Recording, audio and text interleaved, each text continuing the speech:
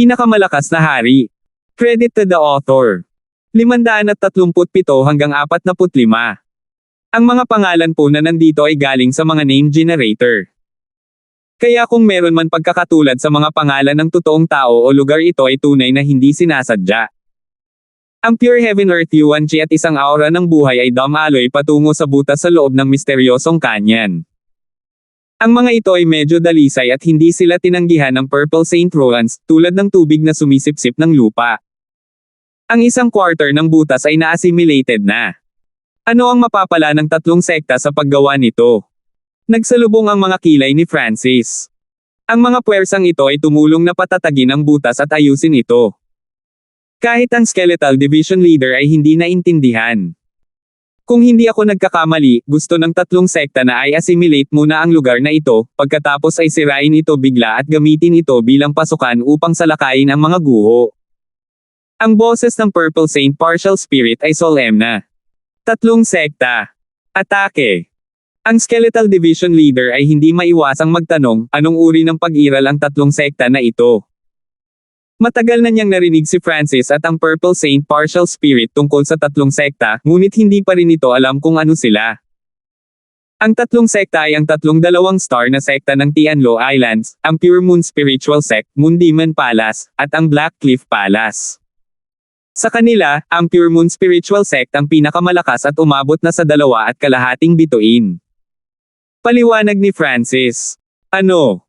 2 star na sekta. Halos matamba ang katawan ng Skeletal Division Leader habang hindi makapaniwalang tumingin kay Francis. Ang paghahayag na ito ay parang kidlat na tumatama sa katawan nito. 2 bituin na sekta. Ang isang 2-star sect ay isang napakalaking puwersa, at alam ng Skeletal Division Leader kung gaano sila kakilakilabot. Tianlo Islands. Hindi ba iyon ang lugar sa tabi ng ating isla? At ang Moon Demon Palace. Kapansin-pansing nagbago ang ekspresyon ng Skeletal Division Leader at natarante ito nang banggitin ni Francis ang Moon Demon Sect. Lumingon ang mga mata ni Francis dito, ang Moon Demon Palace ay dapat na mga taga-suporta ng Scarlet Moon Demonic Religion, tama ba? Ikaw. Alam mo talaga yon. Kumirot ang puso ng Skeletal Division Leader. Hehe, nahulaan ko na yan sa cloud area. Bahagyang tumawa si Francis. Hindi na siya nagulat sa kumpirmasyon. Kung tama siya, kung gayon ang panahon ng rurok ng Scarlet Moon Demonic Religion ay noong naglaban ang Moon Demon Palace at Three Saints Palace. Sa madaling salita, ang Azure Flower Continent ng ilang daang taon na ang nakalilipas ay isang maliit na proxy battlefield lamang ng 2 puwersang iyon. Francis, alam mo ba kung gaano kakamangmang ang makipaglaban sa tatlong sekta na iyon? Bulalas ng Skeletal Division Leader. Kahit na malakas ang Scarlet Moon Demonic Religion, mga pawn lang sila ng Moon Demon Palace. Mula dito, makikita kung gaano kakilakilabot ang isang sekta na may 2 bituin. Higit pa rito, ang Pure Moon Spiritual Sect ay umabot pa sa 2.5 bituin. Ignorante. Hahaha. Napatay ko na ang higit sa 1 o 2 sa mga henyo nila taon na ang nakakaraan. Ang tawa ni Francis ay naglalaman ng pagmamataas at pagkabaliw. Kung walang panganib at pakikipaglaban, paano makakakuha ng anumang kapalaran? Sa pag-iisip kung paano pinasok ni Francis ang mana na ito bilang isang tagalabas, ang mga hamon na kanyang kinaharap ay lubhang mapanganib. Ngunit sa huli, si Francis ang naging pinakamalaking panalo at nakatanggap ng malaking kapalaran. Bagamat si Angelica ang naging tagapagmana ng dimensyon, ang potensyal ni Francis ay mas mataas kaysa sa kanya. Ngayong siya ay bumalik, si Francis ay maaaring makipag-away muli sa kanila. Senior Purple Saint, ano ang dapat nating gawin? Huminahon si Francis. Medyo magulo. Una, hindi natin mapipilit na salakayin ang lugar na ito kung hindi ay lalago ang butas. Sabi ng Purple Saint Partial Spirit sa malalim na tono. Nang marinig ito, ang puso ni Francis at ng Skeletal Division Leader ay parehong nanginginig. Sa totoo lang. Dahil mahina ang lugar na ito ay hindi maaaring puwersahang salakayin. Higit pa rito, ang enerhiyang dumadaloy ay naglalaman ng mga batas ng kalawakan. May mga eksperto sa Void God Realm, at kahit isang Spatial Array Master. Mahirap itong pigilan gamit ang iyong lakas. Ang Purple Saint Partial Spirit ay mapait na ngumiti. Mahirap pigilan. Nagbago ang ekspresyon ni Francis. Wala siyang magagawa o ang Skeletal Division Leader tungkol sa mga batas ng kalawakan. Hindi natin ito maaatake at hindi natin ito mapipigilan. Talagang mahirap ito. Naisipan ng Skeletal Division Leader na umatras. Gayunpaman, ang Purple Saint Partial Spirit ay nagsalita pagkatapos mag-isip, kapag ang mahinang puntong ito ay ganap na naayos, ang tatlong sekta ay walang magagawa kahit gaano pa kalalim ang kanilang mga pamamaraan. Naiintindihan ko. Nangangahulugan iyon na ang tatlong sekta ay gagawa ng kanilang hakbang bago ang butas ay ganap na maayos. Nagliwanag ang mga mata ni Francis. Kung aayusin ang butas, walang magagawa ang tatlong sekta. Tama, kailangan lang nating mag-ingat bago ganap na ayusin ang butas. Sabi ng Purple Saint Partial Spirit. Si Francis at ang Skeletal Division Leader ay pinabilis ang pag-aayos ng weak point. Ang misteryosong canyon ay agad na napuno ng Heaven Yuan Chi habang sinimulan nilang ayusin ang butas. Makalipas ang 3 araw, naayos na ang kalahati nito. Ang boses ng Purple Saint Partial Spirit ay tumunog. Kung mas naayos ang butas, mas magiging mahirap para sa tatlong sekta na salakayin ang Purple Saint Rollins. Sa panahong ito, pumunta rin si Francis sa 2 pang malalaking butas at siniyasat ang mga ito gamit ang kanyang God's Spiritual Eye. Ang mga resulta ay hindi maganda. Ang iba pang 2 pangunahing butas ay mayroon ding mga palatandaan ng pagiging pinapagaling ng isang puwersa sa labas, ngunit ang pag-unlad ay hindi kasing layo ng isang ito. Ang lahat ay ipinakita sa harap ng espiritual na mata ng Diyos ni Francis. At ito lamang ang pinakamahalagang butas. Ang mga maliliit ay hindi pa na-inspection dahil sila ay hindi gaanong nag-aalala. Francis, tingnan mo. Parang may kakaibang halaman na tumutubo dito. Ang balita ay nagmula sa Skeletal Division Leader na nasa mahiwagang canyon. Hiu! Mabilis na lumipad si Francis patungo sa mahiwagang canyon. Kung titingnang mabuti, isang madilim na berdeng bolom ang lumitaw sa mga palumpong. Ang mga baging na ito ay wala dito 1 oras na ang nakalipas, at ang mga ito ay limitado lamang sa lugar na ito. Nagulat ang Skeletal Division Leader, at nakita ng God's Spiritual Eye ni Francis na may mali habang tinitingnan niya ito. Ang madilim na berdeng baging na ito ay may magulo at mapanirang aura. Ibang-iba sila sa mga normal na halaman. Higit pa rito, ang kanilang paglaki ay masyadong mabilis. Weng! Ang isang aura ng buhay ay nagmula sa labas ng mundo at naging sanhi ng paglaki ng mga ito ng ilang beses. Ang Yuan Chi Gathering Array ay nagpapataas din ng kanilang paglaki. Sa isang iglap, ang maitim na berdeng baging sa loob ng 4 o 5 milya ay nagsimulang mabilis na lumaki. Sa gitna ng mga baging, mayroong isang halimaw na kasing laki ng tao na may uhaw sa dugo na ekspresyon. Damit! Sinisipsip ng mga baging na ito ang lakas ng buhay ko at ang asensya ng dugo. Ang matayog na puno yaw ay umungal. Sa ilalim ng impluwensya ng aura ng buhay at Yuan Chi, ang maitim na berdeng baging na ito ay nagsimulang mabilis na lumaki. Ito. Si Francis at ang Skeletal Division Leader ay pansamantalang natulala. Ito ay masyadong mabilis. Sa ilang paghinga lang, ang madilim na berdeng baging na ito ay nakabuo na ng mga ugat na kumakalat sa bawat direksyon. Sa loob ng kagubatan, lahat ng buhay na halaman ay sinipsip na tuyo ng kanilang life force at naging isang tumpok ng puting alikabok. Wind Lightning Tornado. Sigaw ni Francis habang gumagawa siya ng buhawi na bumabalot sa lahat sa loob ng 2 milyang radius. Ang momentum ng galit na lumalagong berdeng mga baging ay tumigil, ngunit nararamdaman pa rin ni Francis na ang elemento ng kahoy ay sumasalungat sa kapangyarihan ng kidlat. Ang bawat kapangyarihan ay may counter.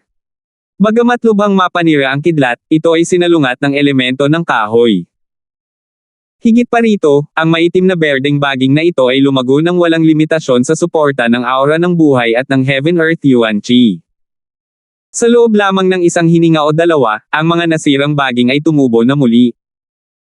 Ang lahat sa loob ng 4 o 5 milya ay napuno ng mga maitim na berdeng baging na ito, at ang mas mahaba ay 7 o 8 yarda ang haba at hindi nagpakita ng mga palatandaan ng paghinto. Diyos ko, anong uri ng mga halaman ito? Ang Skeletal Division Leader ay pumasok din sa labanan, sinisira ang mga patch at patch ng dark green vines. Lumitaw ang kulay purple na kidlat sa palad ni Francis at mas lumakas ang kanyang mga pag-atake. Damat, ito ay isang ipinagbabawal na planta sa antas ng kalamidad demonic hellvines. Bulalas ng Purple Saint Partial Spirit. Disaster level demonic hellvines. Si Francis at ang Skeletal Division Leader ay parehong sininok nang marinig ang pangalan. Nilamon ng demonic hellvines na ito ang puwersa ng buhay at patuloy na lumalaki. Talagang karapat-dapat silang maging antas ng sakuna. Kung ang halaman na ito ay nasa Azure Flower Continent, ito ay talagang lilikha ng kaguluhan. Ang tatlong sekta ay talagang nakakuha ng binhi ng demonic hellvine. Hindi ba sila natatakot na lumampas ito? Ang demonyong baging na ito ay halos ganap na hindi maaapektuhan ng tubig at apoy, at maaari itong magpatuloy sa paglaki hanggat mayroong Heaven Earth Yuan Chi at isang aura ng buhay. Nanginginig ang boses ng Purple Saint Partial Spirit. Boom! Magagawa lamang ni Francis at ng Skeletal Division Leader ang paglaki ng demonic hellvine, ngunit hindi nila ito mapigilan. Mabilis na sirain ang mga array ng Yuan Chi Gathering. Papataasan lamang nila ang paglaki ng baging. Sabi ng Purple Saint Partial Spirit. Wind Lightning Strike. Ilang blades ng hangin at kidlat ang bumaril patungo sa mga hanay ng Yuan Chi Gathering sa malapit. Habang sila ay nawasak, ang paglaki ng demonic hellvines ay bumagal. Gayunpaman, sa puntong ito, ang demonic hellvines ay isa ng sakuna, at ang mas malaki ay mas matangkad na sa 100 yarda. Pagtingin sa lugar, ito ay isang dagat ng madilim na berdeng baging na pumipihit at lumiko. 538 ang kapangyarihan ng array ng bangkay. Sa walang limitasyong karagatan, mayroong isang napakalaking bundok na tumitingin sa ilang daang milya. Ilang figure ang nakatayo sa itaas ng bundok, at 100 yarda ang lapad na multo na imahe ang lumitaw. Napatayo ang mga balahibo ng lahat ng nanunood sa kasalukuyang tanawin na ipinapakita ng imahe. Ang hindi mabilang na madilim na berdeng malademonyong baging ay nakabuo ng karagatan ng mga baging na tumubo sa hindi mapigil ang paraan. Napabuntong hininga ang mga manunood. Nakakatakot. Hanggat may aura ng buhay at ilang Heaven Earth Yuan Chi, ang demonic hellvine ay maaaring lumago ng walang katapusan. Talagang karapat-dapat itong maging isang disaster level forbidden vine. Kung hindi ito makokontrol ng mabuti, maaari pa nitong sirain ang isang buong sibilisasyon. Ang ilan sa mga makapangyarihang figure ay hindi maiwasang sabihin. Ang mga figure na ito ay mula sa tatlong 2-star sects, at ang pinakamahina sa kanila ay nasa True Lord rank, at maraming eksperto sa Origin Core Realm. Siyempre, lahat sila ay magalang na tumitig sa tatlong napakagandang figure sa hangin. Lahat ng tao sa loob ng ilang libong milya ay nakadarama ng kapangyarihan mula sa tatlong ito, at sila ay parang tatlong sinag ng banal na liwanag. Isang gininto ang balangkas na nagpapalabas ng aura ng kamatayan, isang dalisay at banal na babae, at isang demonyong Panginoon na napapalibutan ng itim na ambon. Tatlong Void God Realm Kings. Sila ay tulad ng tatlong banal na nilalang na hindi nagbago mula noong simula ng panahon. Ang 3 taon ay wala sa kanila sa kanilang habang buhay. Para sa kanila, ito ay katumbas ng pagpikit lamang ng kanilang mga mata sa 1 segundo. Saint Moon at Goddess, gumamit ka talaga ng demonic vine para lang pigilan ang brat na iyon. Nagulat ang Golden Skeleton. Tinitigan ng tatlong Void God Realm Kings ang misteryosong kanyan. Nakita nila ang tanawin ng mga baging at ang imahe ni Francis at ang Skeletal Division Leader na nagmamadaling harapin ang mga baging. Ang tatlong eksperto sa Void God Realm ay hindi nagulat sa hitsura ni Francis. Mula nang bumalik ang brat na ito sa Purple Saint Ruins, sinira na niya ang plano natin. At saka, may kaso pa rin na patayin niya ang marami sa ating core disciples. Sa pagiging kaaway lang ng Pure Moon Spiritual Sect, kailangan niyang magbayad ng mabigat na halaga. Malamig ang boses ni Saint Moon Tita Goddess. Sa sandaling bumalik si Francis sa mga guho, naramdaman ito ng tatlong sekta. Ang Saint Moon at Goddess ay may isang higanting alakdan sa tabi niya na kasing laki ng toro, at ang malamig na pulang mata nito ay nagpalamig sa dugo ng iba. Nakarating na ang alakdan na ito sa True Spirit Realm, at ang dalawang mata nito ay nakatitig kay Francis sa imagery. Kung narito si Francis, labis siyang magugulat. Naabot na ng batang alakdan ang True Mystic rank. Siyempre, iyon ay dahil sa katotohanan na tinulungan ito ng isang Void God Realm expert na lumaki. Bilang espiritual na alagang hayop ni Francis, mas malakas ang Scorpion, mas malakas ang mahiwagang ugnayan ng dalawa at mas madali itong madama. Hahaha, sa ipinagbabawal na puno ng demonyong iyon, hindi na magtatagal ang brat. Ang butas na ito ang magiging pasukan ng ating tatlong sekta. Tumawa ang demonyong Panginoon na napapalibutan ng itim na ambon. Sa puntong ito, si Francis at ang Skeletal Division Leader ay nataranta habang sinusubukan nilang harapin ang mga baging na napakabaliw na tumutubo. Siyempre, walang tunog ang Phantom Image. Francis, kung hindi ka gagamit ng isang uri ng pagpatay sa lalong madaling panahon, ang mga demonyong baging na ito ay kakalat sa buong lugar. Sa oras na iyon, ang buong Purple Saint Ruins ay mawawala ng pag-asa na maligtas. Hinimok ng Skeletal Division Leader. Ang kanyang kapangyarihan ng kamatayan ay higit na kapaki-pakinabang kaysa sa kapangyarihan ng kidlat o hangin dahil ang kapangyarihan ng kamatayan ay sumalungat sa elemento ng kahoy. Maaari ko lamang sirain ang lahat ng mga baging na ito sa pamamagitan ng paggamit ng Jade Dragon Protection o ang Ice Imperial Spear. Gumalaw ang puso ni Francis, at ito mismo ang naisip ng Skeletal Division Leader. Ang proteksyon ng Jade Dragon ay dapat na mapupuksa ang isang malaking bahagi ng mga baging, at gamit din ang kanyang Ice Imperial Spear, dapat niyang ma-freeze ang lugar at mapawalang bisa ang panganib. Hindi. Si Francis at ang Purple Saint Partial Spirit ay nakipag-usap sa isa't isa at agad na umiling. Ito ay isang mas mahinang bahagi ng mga guho. Kapag ginamit ang Jade Dragon Protection, ang butas ay agad na lalawak. Sa madaling salita, ang lugar na ito ay hindi maaaring masira ng husto. Skeletal Division Leader, samahan mo ako. Isang ideya ang pumasok sa isip ni Francis nang mapagtanto niya kung gaano mapanira ang kapangyarihan ng kamatayan ng Skeletal Division Leader sa mga baging. Sumpa ng Ghost Corpse Array. Isang itim na bandila ang lumitaw sa kamay ni Francis. May kabuuang 15 True Lord rank na sinumpa ang mga bangkay ng multo ang lumitaw sa karagatan ng mga baging.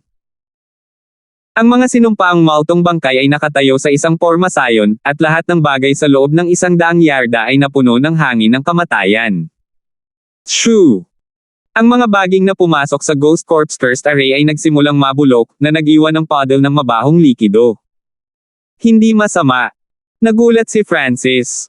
Ang epekto ng Ghost Corpse Thirst Array sa mga demonyong baging ay mas malaki kaysa sa inaasahan. Maaari pa nitong nakawin ang kanilang life force. Whoosh! Whoosh! Ang isang buong lugar ng demonic hellvine sa lalong madaling panahon ay naging puddle ng nakakadiri na likido. Kaya ganyan. Ang Ghost Corpse Thirst Array ay naglalaman ng kapangyarihan ng mga sumpa, na sumasalungat sa lahat ng buhay sa buhay. Bahagyang huminto ang Skeletal Division Leader at naunawaan ang teorya sa likod nito. Ang Ghost Corpse Thirst Array ay hindi lamang kombinasyon ng True Lord rank Ghost Corpses, naglalaman din ito ng isang malakas na sumpa. Sa pag-iisip pabalik sa 100 Graves Forbidden Ground, tanging ang Scarlet Moon Patriarch at ilang iba pa ang maaaring ganap na umatras ng hindi nasaktan. Ang 100 Graves Forbidden Ground ay itinayo ng puwersa sa likod ng Scarlet Moon Demonic Religion. Gamit ang Ghost Corpse Thirst Array, bumagal ang bilis ng paglaki ng Demonic Hellvine, ngunit hindi ito huminto. Francis, ang mga baging ay umabot na sa 5 o 6 na milya. Kailangan nating palakihin ang laki ng Ghost Corpse Thirst Array. Sabi ng Purple Saint Partial Spirit. Bukas. Tinaasan ni Francis at ng Skeletal Division Leader ang radius ng Ghost Corpse Thirst Array. Sa loob ng ilang paghinga, kumalat ang Ghost Corpse Thirst Array sa hanay na 1 milya at patuloy na umaabot hanggang 2 milya, na nangangahulugang bumaba ang lakas nito. Gayunpaman, karamihan sa demonic hellvines ay hindi pa ganap na nagmature kaya madali silang napigilan ng array. Sa kasamaang palad, 15 bangkay ng multo. Bahagyang nalungkot si Francis. Kung kumpleto ang kalahati ng plano ng 100 Corps, tiwala siyang kaya niyang patayin ang lahat ng demonic hellvines bago sila tuluyang mawala ng kontrol. Sa sandaling ito, pinapatatag lamang ni Francis at ng Skeletal Division Leader ang sitwasyon. Kahit na ang mga baging ay lumalaki pa, ang bilis ay pinaghihigpitan. Parehong nagpakawala ng mahabang hininga si Francis at ang Purple Saint Partial Spirit. Francis, maraming salamat. Kung medyo nahuli tayo, ang Purple Saint Ruans ay nasa ganap na panganib. Nagpasalamat ang Purple Saint Partial Spirit. Ang ekspresyon ni Francis ay solemna. Ang panganib ay napigilan lamang. Hindi pa ito nawawala. Skeletal Division Leader, kontrolin mo sandali ang Ghost Corps First Array. Biglang sabi ni Francis at ibinigay ang array flag sa Skeletal Division Leader. Makakatagal lang ako ng 1 oras. Tumango ang Skeletal Division Leader. Ang kasalukuyang lakas nito ay hindi gaanong naiiba sa isang tunay na sovereign, kaya ang pagkontrol mismo sa Ghost Corps First Array ay maaaring medyo mas madali. Kasabay nito, sa tuktok ng bundok, ang mga figure mula sa 3 sekta ay nabigla habang nakatitig sa imahe. Hindi ko akalain na may sovereign helper si Francis sa tabi niya. Anong klaseng array iyon? Ito ay lubhang kapaki-pakinabang laban sa demonic Hellvines. Nag-uusap ang grupo, at nagkatinginan ang 3 Void God Realms. Bakit lahat kayo nakatingin sa akin? Hindi mapakali na tanong ng Golden Skeleton. Ang Saint Monant Goddess at ang demonyong Panginoon ay parehong nakatingin dito na nagtatanong. Ang hanay na iyon ay naglalaman ng mga ghost corpses at ang kapangyarihan ng mga bangkay. Mukhang katulad ito ng iyong Black Cliff Palace. Sabi ni Saint Monant Goddess. Hindi lang ang Black Cliff Palace ang nakakaalam ng array. Malalaman ito ng Moon Demon Palace at maging ng ibang one-star clans na dalubhasa sa mga bangkay ng multo. Masungit na sabi ng Golden Skeleton. Nang marinig ito, ang Saint Monant Goddess at ang demonyong Panginoon ay hindi na nagtanong pa. No need to worry. Restricted sila sa manpower. Hindi sila magtatagal sa 2 tao lang. Sabi ng Golden Skeleton sa solemna na tono. Kahit na isang larawan lang ang nakita nito, marami itong masusuri mula sa isang larawang ito. Gayunpaman, nang matapos itong magsalita, nagbago ang imahe. Nagkaroon ng mahinang panginginig at alon ng alikabok. Daan-daang makapangyarihang aura ng hayop ang lumabas mula sa kanyan. Ang mga hayop na ito ay nasa True Spirit Realm. Ang pinakamalakas ay naabot na ang pinakamataas na True Lord rank at ang battle power nito ay maihahambing sa isang half-step Origin Core Realm. Sisingilan. Ikinaway ni Francis ang kanyang kamay. Sa sandaling ito, ang kanyang God Spiritual Eye ay kumislap at nagradiated ng nakakatakot na enerhiya ng Eye Bloodline Power habang kinokontrol niya ang ilang daang True Spirit Realm Beast ng mag-isa. Sa puntong ito, ang ilang daang True Spirit Realm Beast ay sumugod sa karagatan ng mga baging at lumikha ng isang bagyo. Ang mga alon ng demonic Hellvines ay nadurog sa pamamagitan ng stampede, at bagaman ang demonic Hellvines ay maaaring sumipsip ng buhay ng mga normal na hayop, ito ay isang napakalaking bilang ng mga hayop sa True Spirit Realm. 539. Ang demonic Hellvines ay sa wakas ay napigilan sa unang pagkakataon. Boom! Ang kawan ng True Spirit Realm Beast ay durog at tumakbo sa mga baging. Ang mga alon ng demonic Hellvines ay mabilis na nagpakita ng mga palatandaan ng paghinto. Nag-stabilize na sila sa wakas. Nagpakawala ng hininga ang Purple Saint Partial Spirit. Sa kritikal na sandali na ito, nagawa ng God Spiritual Eye ni Francis na ibalik ang sitwasyon. Ang pagkontrol sa ilang daang True Spirit Realm Beast ay isang bagay na hindi maisip ng mga normal na Beast Tamer. Sa hangin sa itaas ng bundok. Kahit na nadominahan na niya sila kanina, hindi madaling kontrolin ng isang maliit na True Lord rank ang 4 o 5 daang True Spirit Realm Beast. Ang tanawin sa loob ng Phantom Image ay naging sanhi ng pag-freeze ng mga ekspresyon ng 3 eksperto. Malinaw na hindi nila akalain na ang demonic Hellvines ay tatapakan ng napakaraming hayop. Ang binhi ng demonic Hellvine ay wala roon, kaya ang kapangyarihan nito ay hindi pa ganap na nagising. Higit pa rito, pinatay ito bago ito ganap na lumaki. Bulong-bulungan ang Saint Monant Goddess habang pinagmamasdan nila ang lahat sa loob ng imahe. Hehe, maaaring maging kapaki-pakinabang ang mga numero sa ilang sitwasyon. Ang asul na buhok na kabataan ay tumingin pababa mula sa langit habang kinokontrol niya ang kawan ng mga hayop.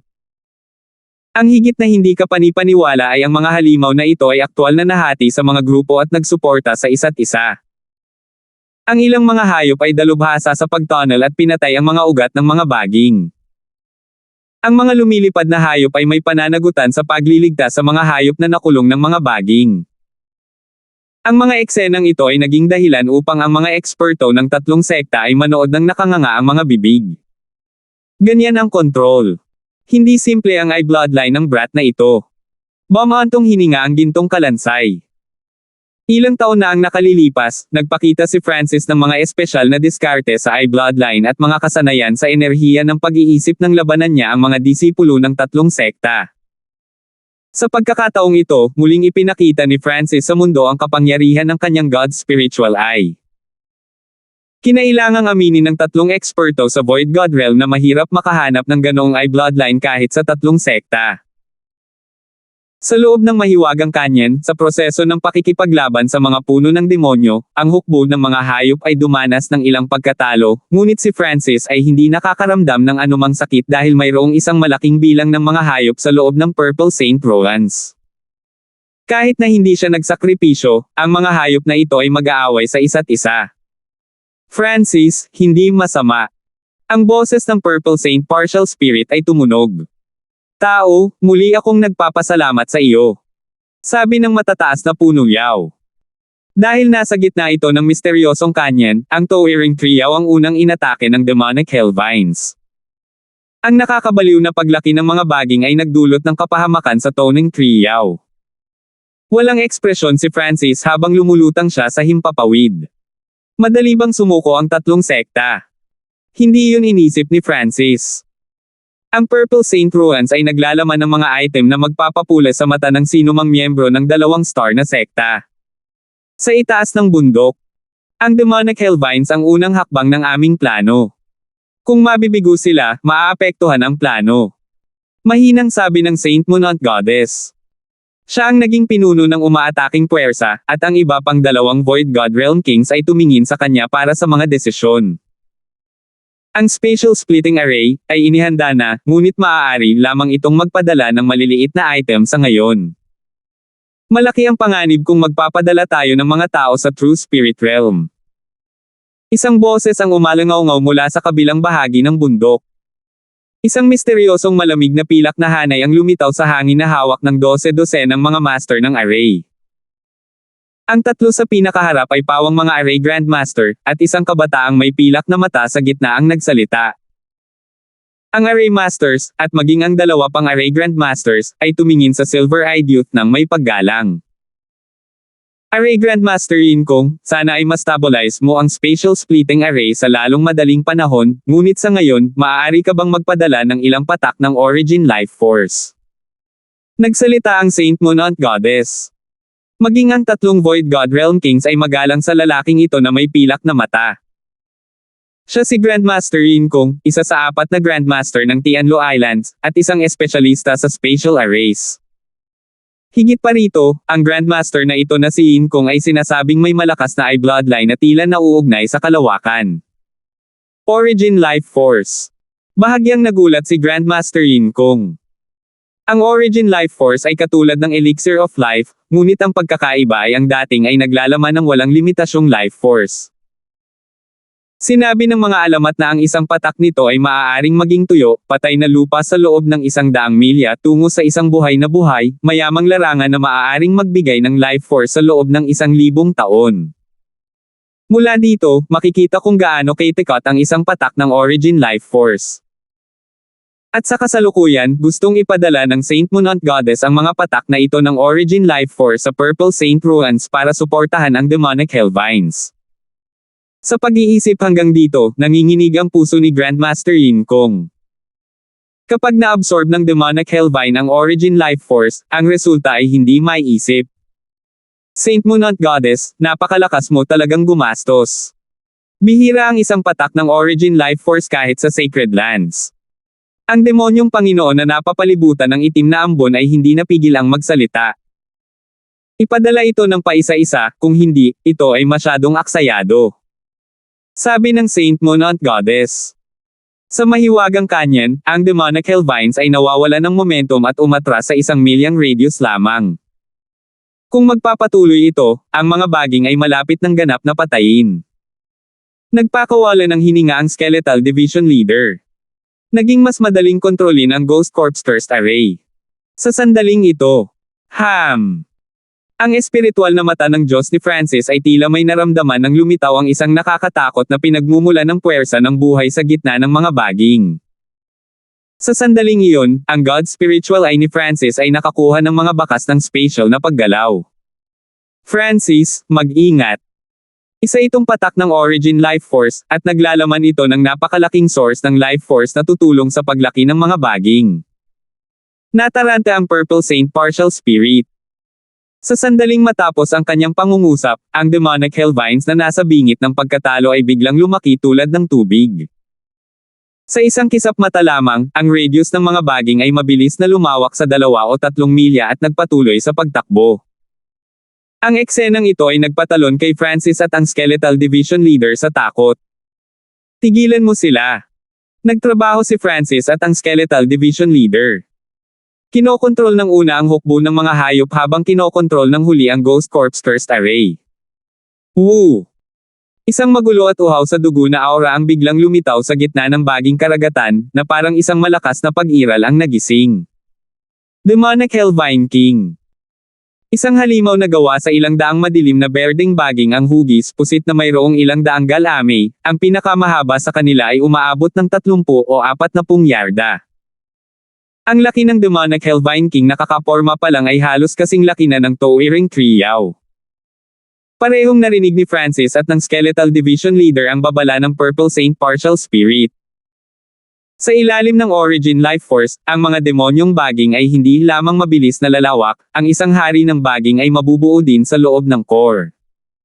Patayin ng mga baging bago ang bagay na iyon ay ganap na tumubo. Kapag naabot na nito ang lakas ng isang soberano, ito ay magiging mahirap. Mabilis na sinabi ng Purple Saint Partial Spirit. Sa sandaling ito, ang Demonic Hellvine King ay maihahambing sa isang half-step na Origin Core Realm, ngunit ang life force nito ay halos nasa antas ng Towering Triao. Boom! Ang mga hayop na kinokontrol ni Francis ay agad na sinipsip ng makapal na baging ng kanilang dugo habang papalapit sila. Sa halip na masugitan ay mas lumakas ang lakas nito. Hindi ito gagana.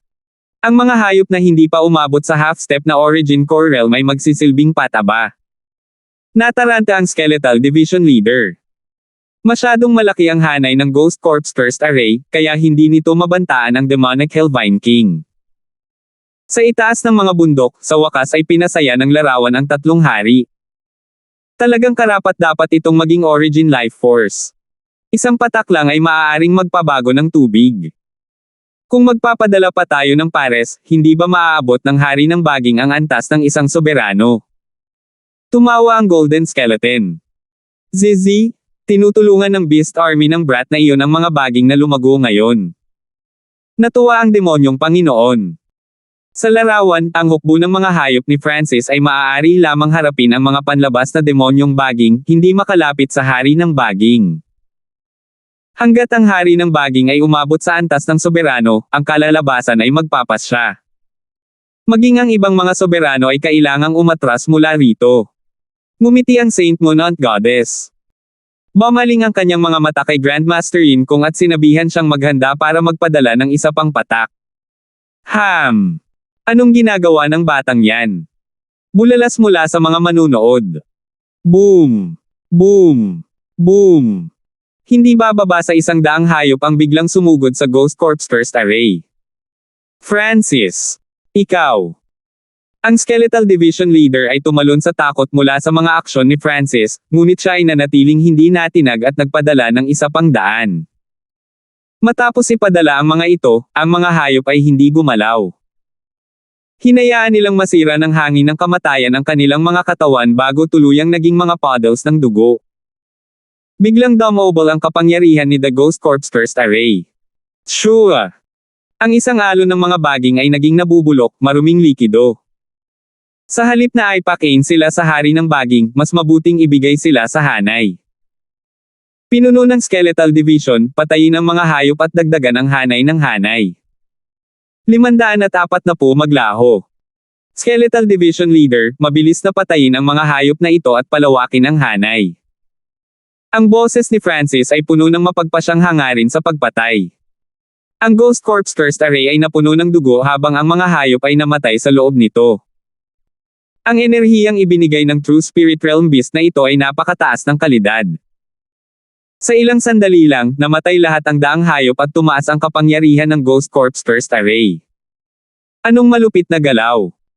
Tuwang-tuwang iwinagayway ng Skeletal Division Leader ang itim na bandila upang idirekta ang kapangyarihan ng array. Lalong lumakas ang 15 sinumpaang bangkay ng multo habang sinisipsip nila ang enerhiya mula sa mga patay na hayop. Sa sandaling ito, ang bahagi ng mga baging na nababalot ng hanay ay nabulok. Gayunpaman, kasama ang Origin Life Force, ang dagat ng mga baging ay patuloy na lumalaki kahit na ang isang bahagi ay nawasak. Bagamat nagawang sugpuin ng hanay ang mga normal na baging, hindi nito mabantaan ang hari ng baging sa gitna, ngunit sapat na iyon para ipakita ng Purple Saint Partial Spirit ang hitsura ng kagalakan, gamit ang mga hayop na iyon para pakainin ang hanay at palakihin ang kapangyarihan nito. Tuso talaga ang Francis na ito. Bumalik sa bundok sa labas. Nakakainis ang brat na ito. Huwag kang mag-alala. Mahigit kalahati ng kanyang Beast Army ang namatay. Hindi na siya makakatagal pa. Tinalakay ng 3 eksperto. Kinasusuklaman ng 3 sekta si Francis. Ang isang napakaliit na True Lord rank ay maaaring magpalipat-lipat kahit laban sa 3 Void God Realm Kings. Kailangan nilang aminin na nakakatakot ang kalaban. Si Grandmaster Yin Kong ay binibigyang pansin din ng asul na buhok na kabataan sa larawan. Ang pag-aaway na ito sa pagitan ng mga kabataang may asul na buhok at ng 3 Void God Realms ay nagpahanga kay Yin Kong sa mga kabataan. Grandmaster Yin Kong, kumanda na ipadala ang pangalawang drop. Narinig ang boses ni Saint Moon Tita Goddess. Okay. Pumayag si Grandmaster Yin Kong at nagsimulang magpadala sa pangalawang patak ng Origin Life Force. Sa gitna ng misteryosong kanyon, ang hangin ng kamatayan at ang kapangyarihan ng sumpa mula sa hanay ay bumalot sa lahat sa loob ng 3 milya at nagsimulang makipaglaban sa hari ng baging sa gitna. Sa kasamaang palad, 15 bangkay ng multo ang ginawa. Masyadong malaki ang hanay ng hanay para banta ang hari ng baging. Kinokontrol ni Francis ang natitirang mga hayop habang binibigyang pansin ang sitwasyon. 1 o 200 hayop na lang ang natitira. Ang isang bahagi ay responsable para sa paglilinis ng mga baging habang ang iba ay ekstrang pagkain para sa hanay. Sa sandaling ito, nakaramdam si Francis ng kaguluhan sa kalawakan. Weng! Isang napakalaking pinagmumula ng life force ang lumitaw sa gitna ng mga baging. Sa sandaling iyon, nakita ni Francis ang isang likidong katulad ng elixir of life, ngunit ang sukat nito ay mas malaki. Hindi maganda, pangalawang patak ng Origin Life Force. Nagbabala ang Purple Saint Partial Spirit. Ang unang patak ay nagpalaki na ng demonic hellvines at lumikha ng hari ng baging, at ngayon ay may isa pang patak. Parehong naramdaman ni Francis at ng Skeletal Division Leader na nanginginig ang kanilang mga anit. Tulad ng inaasahan, ang pinigilan na dagat ng mga baging ay nagsimulang lumawak ng husto, hindi napigilan. Ang Vine King sa gitna ay 12-dosenang yarda na ang haba, at ang aura nito ay nalampasan ang normal na half-step na Origin Core Realms. Ang mga baging ng hari ng Demonic Hellvine ay parang mga dragon. Ang bawat haplos ay maaaring pumatay ng mga normal na True Spirit Realms, at daan-daang baging ang dumadaloy ng sabay-sabay. Boom! Ang Ghost Corpse Cursed Array ay agad na hinampas ng mga baging at nagsimulang bumaba ang kapangyarihan nito. Guro, hindi magtatagal ang array kung magpapatuloy ito. Sumigaw ang Skeletal Division Leader habang tumataas ang pressure. Tao, iligtas mo ako. Ang Towering Trio ay inaatake din ng Demonic Hellvine King. Sila ay nasa parehong antas sa mga tuntunin ng life force sa ngayon, ngunit ang Demonic Hellvines ay maaaring lumamon at sumipsip ng buhay at magpatuloy sa paglaki. Sa kasamaang palad, ang matayog na puno yaw ay nagiging pagkain para sa mga baging. Hindi lang hindi lumaban ang Towering Trio, nalabanan din ito ng kalaban. Pumunta ka. Lumamlam ang ekspresyon ni Francis. Lumitaw ang pagkabaliw sa kanyang mga mata habang inutusan niya ang natitirang mga hayop na pumasok sa Ghost Corpse Cursed Array. Weng! Ang Ghost Corps Thirst Array ay tumaas ng husto, ngunit kahit na noon, ang Ghost Corps Thirst Array ay hindi napigilan ang paglaki ng mga baging. Sa itaas ng bundok. Hahaha, wala nang magagawa ang hanay ng brat, at kung wala ang mga hayop, walang saysay ang paglaban. Mukhang ang isa o dalawang patak ng Origin Life Force ay magbibigay daan sa Demonic Hellvine na maabot ang antas ng Origin Core Realm. Kumikislap ang mga mata ng tatlong eksperto sa Pananabik. Sa simula ng pagbubukas ng mana, si Francis ay tila laging nangunguna. Walang kamalay-malay, ang mga eksperto ng tatlong sektang ito ay pawang maingat at napupuot sa kanya. Maging ang tatlong Void God Realm Kings ay hindi na nang ahas na huwag pansinin si Francis. Francis, inaamin kong natalo ako sa iyo noong nakaraan, ngunit ngayon ay may ilang Void God Realm Kings at isang Array Grandmaster. Hindi ka makakataka sa pagkakataong ito. Isang batang babae sa karamihan ang bumulong sa sarili. Napakaganda niya, parang dahon na nahuhulog sa hangin. Gayunpaman, ang kanyang mga mata ay puno ng pagpatay na layunin habang pinagmamasdan ang asul na buhok na kabataan sa imahe. Si Yula iyon. Sa nakalipas na ilang taon, nakatuon siya sa paglilinang dahil sa nangyari sa Purple Saint Roans. Kalahating buwan na ang nakalilipas, nang malaman niyang muling lumitaw ang binata sa kanyang mga bangungot, nagmadali siya. Ang iba pang dumating ay kasama ang mga core na disipulo ng tatlong sekta na pumasok sa Roans noon, tulad nina Tyrone, Ziggy, at kasamahan. Sa kanila, si Tyrone ang pinakamalakas. Nakapasok siya sa Origin Core Realm hindi pa nagtagal. Ang kanyang katayuan sa mga core disciples ng Pure Moon Spiritual Sect ay nasa top 3. Saint Moon at Goddess, isa o dalawang patak ng Origin Life Force ang magbibigay daan sa Vine King na maabot ang Origin Core Realm. Ang gintong kalansay ay napuno ng pag-asa. Kapag naabot na ng Vine King ang Origin Core Realm, magkakaroon ito ng ilang bagong kapangyarihan at kakayahan. Francis, kung maabot ng Demonic Hellvine King ang Origin Core Realm, kahit na ang mga normal na sovereigns ay kailangang umatras mula rito. Sa loob ng buong Purple Saint Roans, walang sino man ang makakapagbanta dito. Ang boses ng Purple Saint Partial Spirit ay tumunog, at ang puso ng Skeletal Division Leader ay dumikit. Sa sandaling ito, mahirap para sa Skeletal Division Leader na saktan man lang ang puno ng ubas na mag-isa. Kapag nakapasok na ang hari ng baging, hindi maiisip ang resulta. Siyempre, si Francis at ang Skeletal Division Leader ay hindi natatakot sa kasalukuyang hari ng baging, sa halip ay mas nag-iingat sila sa buong dagat ng mga baging. Ang dagat ng mga baging ay sabay na hamarang kay Francis at sa Skeletal Division Leader. Kung ang isa pang patak o dalawa ng Origin Life Force ay lilito, kung gayon ang lahat ng aming mga pagsisikap ay magiging walang kabuluhan. Hindi mapigilan ni Francis na huminga ng malalim. Sa pagkakataong ito, ang kanyang mga kalaban ay ang mga miyembro ng upper echelons ng tatlong sekta, at maaaring maging ang mga eksperto sa Void God Realm ay lilito dahil isa sa mga kinakailangan ng pagiging isang two-star sect ay ang pagkakaroon ng isang Void God Realm expert. Nagkatotoo ang kanyang takot. Biglang nakaramdam si Francis ng kaguluhan sa kalawakan. Hindi ko hahayaang mangyari ito. Ang espiritual na mata ng Diyos ni Francis ay itinulak sa limitasyon nito. Sa sandaling ito, ang kanyang kaliwang mata ay tila naging isang malaking karagatan dahil ito ay nagpakawala ng hindi maisip na potensyal.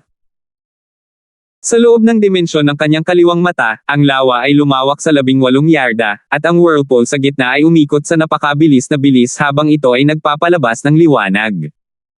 Ay lock mo! Gumamit ang God Spiritual Eye ni Francis ng teknik na katulad ng Sacred Eye Bloodline ng Golden Sun Family para mag-lock sa lugar sa paligid ng drop ng Origin Life Force. Kapag nagamit na ang kapangyarihang ito, ang lugar na nakalock ay magiging restricted. Weng! Isang di nakikitang puwersa ang dumaan sa hangin na nakalock sa espasyo sa paligid ng kaguluhan, at lumitaw ang isang misteryosong patak ng likido na kasing laki ng hinlalaki at nagradiated ng walang limitasyong puwersa ng buhay. Ito ay lumitaw. Tumalo ng puso ni Francis. Pang! Pang! Ang puso ni Francis at ang espiritual na mata ng Diyos ay parehong pumipintig ng malakas, at pinaghigpitin niya ang espasyo kung saan lumitaw ang patak ng likido. Malinaw na nakikita ng Skeletal Division Leader at ng Purple Saint Partial Spirit ang pagbabagong ito. Ito ang sandali ng tadhana. Kapag ang demonic Hellvine ay nakakuha ng foothold sa mga guho, ito ay magiging isang landas para sa tatlong sekta, at ang resulta nito ay hindi maiisip. Naramdaman ng hari ng baging ang pagkakaroon ng isang bagay na katulad ng Origin Life Force at hinawakan ito kasama ang mga appendage ng baging nito. Na-lockdown ni Francis ang Life Force ng Origin Life Force gamit ang kanyang bloodline power, ngunit ang aura nito ay inilabas pa rin. Ilipat. Lumitaw ang pagkabaliw sa mukha ni Francis habang likas niyang sinubukang ilayo ang patak. Hanggat ang item ay hindi masyadong malaki, maaaring ilipat ito ni Francis nang hindi nahihirapan.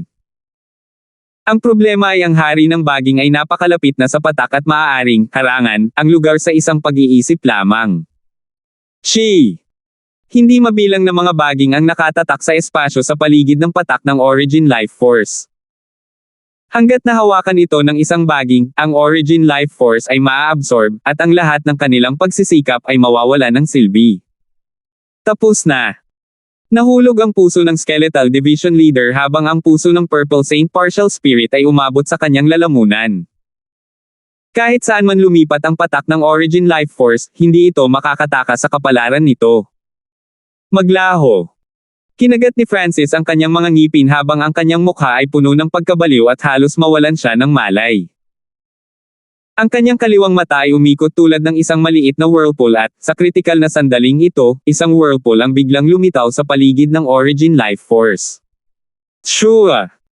Ang patak ng Origin Life Force ay biglang naglaho kasabay ng pag-agos ng alon ng mga baging. 541. Maglaho. Hiu! Ang alon ng mga baging ay nakakuha ng walang laman na hangin. Ang mga dalubhasa ng tatlong sekta ay nanunood ng nakabuka ang mga bibig. Patay na katahimikan. Maging ang mga sovereign ay nakaumbok ang kanilang mga eyeballs. Nagkaroon ng usapan ng lahat makalipas ang ilang sandali. Anong nangyayari? Bakit nawala ang patak na iyon ng Origin Life Force? May problema ba sa spatial splitting array? Nagkaroon ng kaguluhan habang nagtatanong ang lahat kung bakit nawala ang patak ng Origin Life Force, ngunit ang tatlong Void God Realms at Grandmaster Yin Kong ay nakatitiyak na ito ay matagumpay na naipadala. Sa sandaling iyon, naningkit ang mga mata ni Grandmaster Yin Kong. Sa pag-iisip ng mabuti, ang patak ng Origin Life Force ay nawala ng walang anumang bakas. Kung ililipat man lang, makikita man lang nila kung saan napunta, pero nawala na lang. No way. Makakaapekto ba sa space ang bloodline ng brat na iyon? Nagkatinginan ng tatlong Void God Realms. Sa sandaling ito, ang mga puso ng mga dalubhasa ay hindi magawang kumalma. Masyadong nakakamangha ang kanilang nasaksihan. Si Eula at ang iba pang core disciples na lumaban kay Francis ay dating hindi kapanipaniwala. Gumamit si Francis ng mga nakamamanghang bloodline technique noong nakaraan, ngunit mayroon silang katulad na mga kasanayan sa kanilang sariling mga sekta. Ngunit ang paggawa ng isang item ay mawala sa manipis na hangin. Sa loob ng mahiwagang kanyan. Nawala. Halos lumuwa ang mga mata ng Skeletal Division Leader. Well, magkakaroon sila kung mayroon itong eyeballs. Ang Purple Saint Partial Spirit ay halos nanigas. Lumutang si Francis sa himpapawid habang umiikot ang maliit na whirlpool sa kanyang kaliwang mata. Sa loob ng sukat ng kanyang kaliwang mata, isang patak ng Origin Life Force ang lumulutang sa hangin. Ngayon lang. Nagulat si Francis. Kung hindi dahil sa pagbagsak ng Origin Life Force sa dimensyon ng kaliwang mata niya, maghay-hinala pa siyang aksidente iyon. Gayunpaman, ang katotohanan ay nasa harap niya mismo. Ang patak ng Origin Life Force ay kinuha ng God's Spiritual Eye. Ang pagkuha na ito ay katulad ng pagdaraan sa kalawakan, tulad ng kung paano ang maliit na pos ang magnanakaw ay maaaring pumunta sa interspatial ring ng isang tao, ngunit ang bagong kapangyarihan ng bloodline ni Francis ay mas hindi kapanipaniwala. Maaari niyang kunin ang anumang bagay sa paningin at ilipat ito sa sukat ng kanyang kaliwang mata. Panginoon, baka aksidente lang iyon. Subukan natin ang isa pa. Iminungkahi ni Grandmaster Yin Kong. Siya ay may sariling mga hula sa kanyang puso at nais na kumpirmahin ang mga ito. Okay. Ang Saint Monant Goddess ay tumango. Kahit papaano ang dagat ng mga baging ay mayroon pa ring kalamangan sa ngayon, at si Francis ay walang anumang mga hayop na nasa ilalim ng kanyang kontrol sa sandaling ito. Ipadala. Binuksan ni Grandmaster Yin Kung at ng iba pang mga array master ang spatial splitting array, at nabuo ang mahinang silver hole. Ipinasok ni Grandmaster Yin Kung ang susunod na pagbagsak. Ipapadala ko ang Origin Life Force diretso sa Vine King. Ngumisi si Grandmaster Yin Kung. Sa huling ilang beses, ipinadala niya ang patak ng Origin Life Force sa gitna ng dagat ng mga baging. Sa pagkakataong ito, ipapadala niya ito sa diretso sa katawan ng hari ng baging, ngunit ang hirap niya ay higit sa 10 beses na mas malaki. Sa sandaling ipinadala niya ito, ang mga mata ni Grandmaster Yin Kung ay kuminang ng isang misteryosong pilak. Shua! Tagumpay! Isang ngiti ang lumitaw sa bibig ni Grandmaster Yin Kung. Marahil siya lamang na dalubhasa sa mga spatial array ang maaaring magpadala ng isang item sa isang partikular na lokasyon. Sa loob ng mahiwagang kanyan. Darating na naman. Tumalo ng puso ni Francis. Ang espiritual na mata ng kanyang Diyos ay ganap na nakalok sa lugar kung saan naroon ang hari ng baging. Ang pangalawa ay nagkaroon ng kaguluhan sa kalawakan, naramdaman niya ito. Sa pagkakataong ito, ang patak ng Origin Life Force ay direktang lalabas sa loob ng katawan ng hari ng baging, ibig sabihin, sa sandaling ito ay lumitaw, ito ay maa-absorb ng Demonic Hellvine King. Hindi ito maramdaman ng Skeletal Division Leader, ngunit nakita ito ng Purple Saint Partial Spirit, Fop. Mawala. Ang kaliwang mata ni Francis ay muling itinulak sa limitasyon nito nang lumitaw ang isang maliit na whirlpool kung saan naroon ang spatial disturbance. Sa sandaling iyon, tila baluktot ang espasyo. Shua! Naabsorb ang patak ng Origin Life Force, at nawala ito. Ang Demonic Hellvine King ay galit na galit pa ring winawagayway ang mga baging nito, ngunit wala itong naramdaman. Para bang ang patak ng Origin Life Force ay hindi kailanman lumitaw sa unang lugar. Kasabay nito, ang pangalawang patak ng Origin Life Force ay lumabas sa sukat ng kaliwang mata ni Francis. Hehe! Magandang trabaho, Francis. Ang tanging nakakita sa buong proseso ay ang Purple Saint Partial Spirit. Kahit ang tatlong Void God Realms ay hindi ito naramdaman. Hindi dahil sa hindi malakas ang kanilang mga pandama, kaya lang umasa lamang sila sa imahe upang makita ang sitwasyon. Hindi sila makakita sa loob ng katawan ng haring baging. Grandmaster Yin Kung, anong nangyari? Ang Saint Tiamun Goddess ay tumingin kay Grandmaster Yin Kung na may nakakunot na mga kilay. Bakit walang reaksyon mula sa Origin Life Force? Nataranta ang lahat. Nakita nilang ipinadala ni Grandmaster Yin Kung ang drop ng Origin Life Force sa array.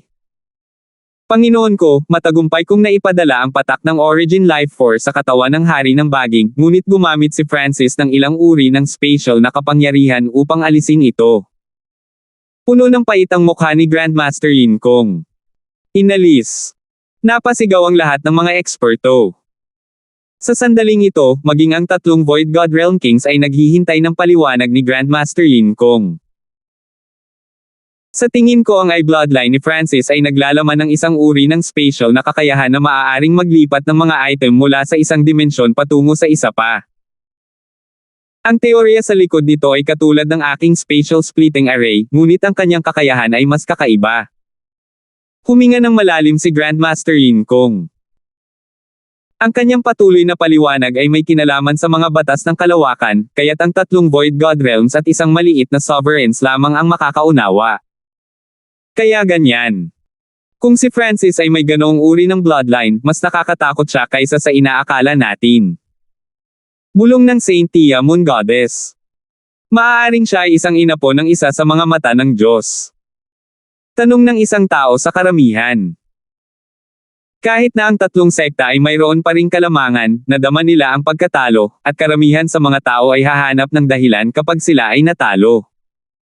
Descendant of a God Eye. Impossible.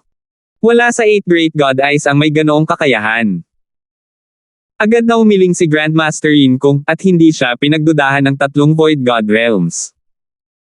Malinaw na medyo alam ni Grandmaster Yin Kung ang tungkol sa 8 Great God Eyes at ang kanilang mga kakayahan.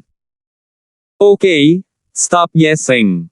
After all, Grandmaster Yin Kung ay kamag-anak sa isa sa 8 great god eyes ang spatial god's eye.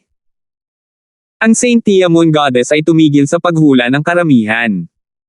Ang tatlong Void God Realms ay nakipag-usap kay Grandmaster Yin Kung. May isa pang paraan. Maaari naming ipadala ang Origin Life Force sa loob ng mahabang panahon. Iminungkahi ni Grandmaster Yin Kung. 2 patak na lang ang natitira. Ang Saint Tia Moon Goddess ay tumango. Sa misteryosong kanyan, pagkaraan ng 2 mapanganib na sandali, si Francis ay nabalot ng malamig na pawis at puno ng pananabik. Weng! Biglang sumulpot ang life force sa lugar sa paligid ng demonic Hell Vine King, na agad na hinigop ng Vine King. Sa pagkakataong ito, ang life force ay ipinadala sa isang tuloy-tuloy na proseso sa halip na isang solong instant. Well, hindi sila retards. Tumalo ng puso ni Francis. Ang espiritual na mata ng Diyos ay maaari lamang mag-lock sa isang item sa isang pagkakataon, at sa tuwing gagamitin ang kakayahang iyon, maraming enerhiya ng eye bloodline ni Francis ang mauubos. Ang nakaraang 2 beses lamang ay gumugol na ng 30% ng enerhiya ni Francis. Ito ay mas nakakapagod kaysa sa Eye of Heaven. Nadama ni Francis na walang magawa laban sa patuloy na prosesong ito. Francis, hindi na ito mahahadlangan ng Ghost Corp's Thirst Array. Sumigaw ang Skeletal Division Leader habang tumataas ang pressure. Sa kabilang panig, sa kapangyarihan ng Origin Life Force, unti-unting tumataas ang lakas ng hari ng baging. Lumawak na ito sa 5 o 6 na milya habang pinipigilan din ang Ghost Corp's Thirst Array. Kapag ang Ghost Corp's Thirst Array ay ganap na naghiwalay, si Francis at ang Skeletal Division Leader ay hindi mapipigilan ang dagat ng mga baging kahit na sila ay magsama. Hahaha. Walang magawa ang brat na yan ngayon. Ang kanyang mga hayop ay patay na lahat. Ang mga eksperto ng 3 sekta ay nagsiwalat ng isang ngiti. Si Francis ay tila talagang nahulog sa kawalan ng pag-asa. Ang kanyang wind lightning technique ay nalabanan ng mga baging sa isang tiyak na antas, at wala na siyang mga hayop na makokontrol. Unti-unting tumataas ang lakas ng Vine King, at papalapit na ito sa Origin Core Realm. Sa bawat segundong lumilipis, mas maraming panganib ang kinakaharap ng mga guho. 100 na lang ang natitira. Bulong ni Francis. Sure. Sa isang iglap, nawala si Francis. Francis, bakit ka tumatakas? Sigaw ng Skeletal Division Leader. Shoo! Sa isang segundo lang, dumaong si Francis sa matayog na puno ng yaw. Tao, bakit hindi ka nakikipaglaban sa mga baging? Kahit na lumapit ka sa akin, wala itong silbi. Napaungol ang matayog na puno na si Yaw. Brother Tree, sama-sama tayong lumaban. Ang tagumpay o pagkatalo ay magpapasya sa susunod na sandali. Bahagyang ngumiti si Francis. Sa sandaling matapos ang kanyang mga salita, isang surge of eye bloodline power ay nagmula sa kanyang God spiritual eye at nakalock sa demonic Hell Vine King. Francis! Baka gusto mong. Tumalo ng puso ng Skeletal Division Leader, at nagkaroon ito ng mga hula. Masyadong baliw si Francis. Skeletal Division Leader, tumagal ng kaunti. Tumango si Francis. Susubukan niya sana ang pamamaraang iyon, ngunit hindi sapat ang sarili niya lamang. Gayunpaman, kung tumulong ang Towering Trio, mayroon siyang 80% na pagkakataong magtagumpay. 542. Ang mga aksyon ni Francis ay naging dahilan upang kutsain siya ng mga nanunood na eksperto. Naubusan na ba ng pakulo ang batang iyon? Hehe. Hindi na magtatagal ang Ghost Corp's Thirst Array na iyon, at kapag naabot na ng Vine King ang Origin Core Realm, ang dagat ng mga baging ay lalaganap ng higit sa 10 milya. Sa kanilang mga mata, tila inamin ni Francis ang pagkatalo at sumuko sa Ghost Corp's Thirst Array. Gayunpaman, nang mapunta si Francis sa matayog na puno ng yaw, nagbago ang mga ekspresyon ni Tyrone, Eula, Willa, Ziggy, at kumpanya. Sariwa pa rin sa kanilang isipan ang imahe ni Francis at ng Towering Trio na nagsasama noon. Ang figure ni Francis ay napakaliit kumpara sa Towering Trio. Tao, ano ang gusto mong gawin ko? Ang matayog na puno na si Yaw ay hindi nang ahas na maliitin ang kabataang ito. Wala nang maraming oras. Kailangan kong gamitin muli ang iyong Wood Spirit Essence Soul para talunin ang hari ng baging. Ang boses ni Francis ay apurahan. Hindi na napigilan ng Skeletal Division Leader ang mga baging ng mas matagal. Kapag ang Ghost Corpse Cursed Array ay nasira, ang Vine King ay lalampas sa Origin Core Realm, pagkatapos ay walang makakapigil sa dagat ng mga baging. Francis, 10 paghinga lang ang kaya ko. Tumunog ang gulat na boses ng Skeletal Division Leader. 10 hininga. Nanginig ang puso ni Francis, at nakaramdam din ng pressure ang Purple Saint Partial Spirit. 10 hininga na lang ang natitira kay Francis para gawin ang kailangan niya. Pagsamahin. Ang malakas na enerhiya ay lumabas mula sa kaliwang mata ni Francis at napuno ang hangin. Weng! Isang kurso ng purong enerhiya ang dumaan mula sa mga sanga sa ibaba patungo sa kaluluwa ni Francis. Kumabog ang puso ni Francis nang muling lumitaw ang komportableng sensasyon. Ang lakas ng kanyang kaluluwa ay maihahambing sa Origin Core Realm, at sa Wood Spirit Essence Soul, ang kanyang lakas ay ganap na umabot sa antas ng isang sovereign. Higit pa rito, sa ilalim ng estadong ito, ang mga pandama ni Francis ay tumaas hanggang sa kanilang pinakamataas. Ang mga dating hindi maintindihan na layunin ay madali nang naiintindihan. Sa sandaling iyon, si Francis at ang matayog na puno na si Yao ay tila naging sentro ng mundo habang ang Heaven Earth Yuan Chi ay bumuho sa kanila. Ang kapangyarihan ay hindi mabilang na beses na mas malakas kaysa sa isang True Lord rank. Origin Core Realm Intent. Ang Skeletal Division Leader at ang Purple Saint Partial Spirit ay parehong nagulat. Sa ganitong estado, ang lakas ng kaluluwa ni Francis ay ganap na maihahambing sa isang sovereign, at ang antas ng kanyang layunin ay maihahambing din sa Origin Core Realm. Ang lahat ng ito ay dahil sa Towering Tree Yao. Pinahintulutan nito ang lakas ni Francis na tumaas ng kalahating antas ng napakabilis. I freeze. Ang asul na buhok ni Francis ay umihip sa hangin habang ang nanginginig sa lupa na pinagmumula ng lakas ng enerhiya ng kaisipan ay dumapo sa hari ng ubas. Umungol ang haring baging habang nanigas ang napakalaking katawan nito. Gusto ba niya? Ang puso ng Purple Saint Partial Spirit ay kumikilos. Sa labas ng mundo, nakita ng mga eksperto ng 3 sekta ang kanyang layunin.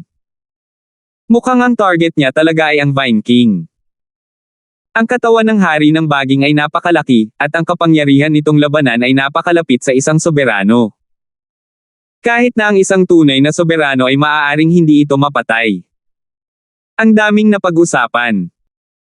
Sa loob ng imahe, ang katawan ng hari ng baging ay nanigas, ngunit hindi nagtagal ay nagsimulang magpumiglas. Sandali, malamang na ayaw patayin ni Francis ang hari ng baging. Gusto ba niya? Nanginginig ang puso ng mga nakakaunawa. Kaya ganyan. Naningkit ang mga mata ni Grandmaster Yin Kong. Tiyak na ayaw ni Francis na patayin ang hari ng baging. Hindi yun makatotohanan. Higit pa rito, hindi man lang magamit ni Francis ang Jade Dragon Protection sa lugar na iyon dahil masyadong mahina ang butas. Hehe, gusto ni Francis na kontrolin ang hari ng baging. Ang pagtawa ng Saint Moon Tita Goddess ay nagpalabas sa kanilang pagkatulala. Nakita lahat ng 3 Void God Realm Kings ang layunin ni Francis. Zizi, ang ambisyon ng brat na ito ay hindi maliit. Wala nang mga hayop na natitira upang kontrolin, kaya ngayon ay pinupuntirya niya ang hari ng ubas. Mapaglarong sabi ng Golden Skeleton.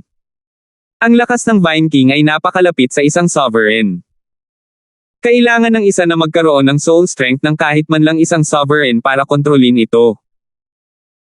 Dagdag pa sa katotohanan na ang Vine King ay napakalaki, kahit na ang Sovereign Beast Tamers ay mahihirapang mapaamo ito.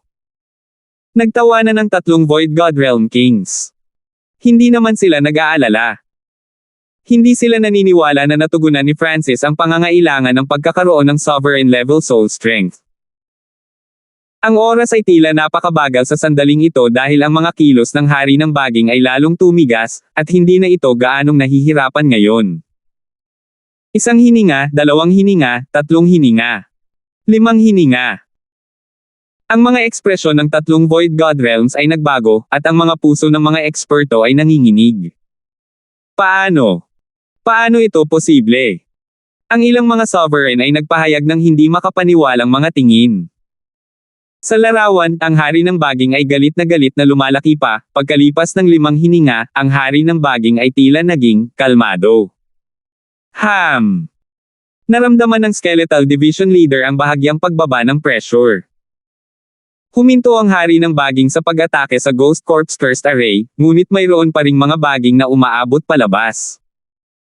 Sa pagitan ng mga sanga, ang ekspresyon ni Francis ay solemne. Ang isipan ng haring puno ng ubas na ito ay puno ng kaguluhan at pagkawasak. Ito ay ang muling pagkakatawang tao ng isang demonyo. Ang mental energy ni Francis ay nahaharap sa nakakatakot na pagtutol nang pumasok ito sa isip ng hari ng baging. Sa bawat sandali, kailangan ni Francis na ipagtanggol laban sa uhaw sa dugo at magulong aura. Ang hari ng baging ay hindi isang normal na pag-iral. Ang bawat aksyon nito ay batay lamang sa likas na hilig. Sa makatuwid, nagkaroon ng maraming pagtutol. Sa aking kasalukuyang estado, magkakaroon lang ako ng 40 hanggang 50% na pagkakataon na makontrol ang isang Origin Core Realm Beast, at ang hari ng ubas ay kasing hirap. Patuloy na ipinapadala ni Francis ang kanyang kapangyarihan sa I Bloodline. Kahit na ano, siya ang may kalamangan sa sandaling iyon. Sa sandaling ito, medyo napatahimik ni Francis ang Vine King at nabawasan ang pressure sa Skeletal Division Leader, ngunit hindi niya talaga makontrol ang Vine King. Mata ng langit. Ang I Bloodline ni Francis ay na-circulate sa maximum at umalis sa kanyang pisikal na katawan. Sure! Sa sandaling iyon, ang kamalayan ni Francis ay tumalon sa mga ulap. Isang transparent na asul na Eye of Heaven ang walang emosyong nakatingin sa lupa. Sa ganitong estado, ang kontrol at kapangyarihan ni Francis ay umabot na sa kanilang rurok. Lumuhod. Isang nangingibabaw at malamig na boses ang dumagundong sa sukat ng kaluluwa ng haring baging. Huwang! Nanginig ang napakalaking katawan ng hari ng baging, at tila lumuhod ito sa harap ng espiritual na mata ng Diyos. Kaagad pagkatapos noon, ang mga baging sa loob ng 2 milya ay tila nakatanggap ng mensahe. Tumigil ang pag-atake ng hari ng baging, at tila naapektuhan din nito ang mga kalapit na baging. Bumaba ng kalahati ang pressure sa Skeletal Division Leader, at hindi nito maiwasang tumangala sa Eye of Heaven na may takot, pag-iingat, at kahit ilang paghanga. Nagtagumpay siya. Ang Purple Saint Partial Spirit at si Angelica ay tuwang-tuwa. Sure! Biglang nawala ang Eye of Heaven pagkatapos ng ilang paghinga. Hehe, Skeletal Division Leader, hindi mo na kailangang mag-alala tungkol sa hari ng baging. Tumutok sa pagsira sa mga baging malapit sa gilid. Tumawa si Francis at sinabi, dahilan upang bumalik sa realidad ang Skeletal Division Leader. Sa puntong ito ng oras, ang hari ng baging at lahat ng mga baging sa loob ng 2 milyang radius ay tumigil sa pag-atake. Ang mga baging sa malayo ay lumalago pa rin ng katutubo, ngunit hindi na kasing bilis ng dati. Sa sitwasyong ito, ang Ghost Corp's Cursed Array ng Skeletal Division Leader ay nakapagpatatag at nagsimulang alisin ang mga baging ng mas malayo. Pagkatapos pagsamahin sa Wood Spirit Essence Soul ng Towering Trio, kinokontrol ni Francis ang hari ng baging at ilang kalapit na baging upang labanan ang iba pang mga baging. Bagamat ang hari ng baging ay may suporta ng patuloy na puwersa ng buhay, ito ay kinokontrol ni Francis. Humigit kumulang kalahati ng oras na inabot para masunog ang insenso sa ibang pagkakataon, ang mga baging na nasa loob ng 2 milya mula sa hari ng baging ay nabasag lahat sa maliliit na piraso, at ginagamit ng Skeletal Division Leader ang Ghost Corp's Cursed Array para alisin ang natitirang mga baging. Ang mga baging sa gilid ay walang tuloy-tuloy na suporta ng hari ng baging sa puwersa ng buhay, kaya mas mabagal ang kanilang paglaki. Sa hangin sa itaas ng bundok, ang mga ekspresyon ng lahat ng 3 hari ay pangit. Nabigo ang plano ng paggamit ng Demonic Hellvine King. Sa larawan, talagang kinokontrol ni Francis ang hari ng baging at pinaikot ang tubig. Hindi nagtagal, tanging ang hari ng baging at kaunting natitirang baging ang natira sa lugar. Bawasan ang laki ng array. Nakipagkita si Francis sa Skeletal Division Leader. Nagsimulang tumuon ang Ghost Corps Cursed Array sa hari ng baging na naging sanhi ng pagkabulok nito. Francis, hindi mo makokontrol ang hari ng baging. Bahagyang nagulat ang Skeletal Division Leader. Naisip nitong gagawin ni Francis ang hari ng baging sa sarili niyang espiritual na halaman. Ang hari ng baging ay hindi masyadong matalino, at ito ay lubhang mapanira. Hindi rin ito madaling ganap na kontrolin. Higit pa rito, ang halamang iyon ay ginawa upang lumunin at sirain. Ang pinakamaliit na kaunting kapabayaan ay magreresulta sa kapahamakan. Paliwanag ni Francis. Napakahirap na para sa kanya na kontrolin ang hari ng baging kahit na sa kanyang kasalukuyang pagpapalakas. Mabagal na lumipas ang oras habang patuloy na nabubulok ang katawan ng haring baging. Ang 15 Ghost Corpses sa hanay ay napakalapit sa pinakamataas na True Lord rank, kaya ang kapangyarihan ng kanilang sumpa ay medyo nakakatakot. Bago ito, na-absorb na nila ang life force ng ilang daang True Spirit Realm Beast, at ngayon ay nakapatay na sila ng hindi mabilang na mga baging. Bagaman mayroon lamang 15 sinumpaang bangkay ng multo, ang kapangyarihan ng sumpa sa loob ay maihahambing sa 12 ng mga sinumpaang bangkay ng multo na pinagsama. Tumango si Francis. Makalipas ang isang oras, ang mga baging ay pangunahing nawasak. Ang laki ng haring puno ng ubas ay patuloy na lumiliit, at hindi nagtagal ay kumupas ang kulay. Isang matigas at mapurol na butong itim ang naiwan sa lupa kung saan dating nakatayo ang hari ng baging. Isa itong binhi ng Demonic Hellvine. 543. Kinuha ni Francis ang Demonic Hellvine Seed na maaaring magdulot ng labis na kalituhan at pagkawasak. Parehong si Francis at ang Skeletal Division Leader ay puno ng pag-iingat sa binhing ito. Kung itinapon ko ang binhing ito sa Azure Flower Continent at pakainin ito ng ilang araw, maaaring sirain nito ang buong kontinente. Inilagay ni Francis ang binhi sa kanyang interspatial ring. Ang eksenang ito ay malinaw na ipinakita sa pamamagitan ng imahe at nakita ng 3 Void God Realms. Kahit sa kanila, ang halaga ng binhing iyon ay hindi nasusukat. Sa isang labanan sa pagitan ng mga sekta, ang binhing iyon ay maaaring masira ang balanse at ibalik ang tubig. ZZZ?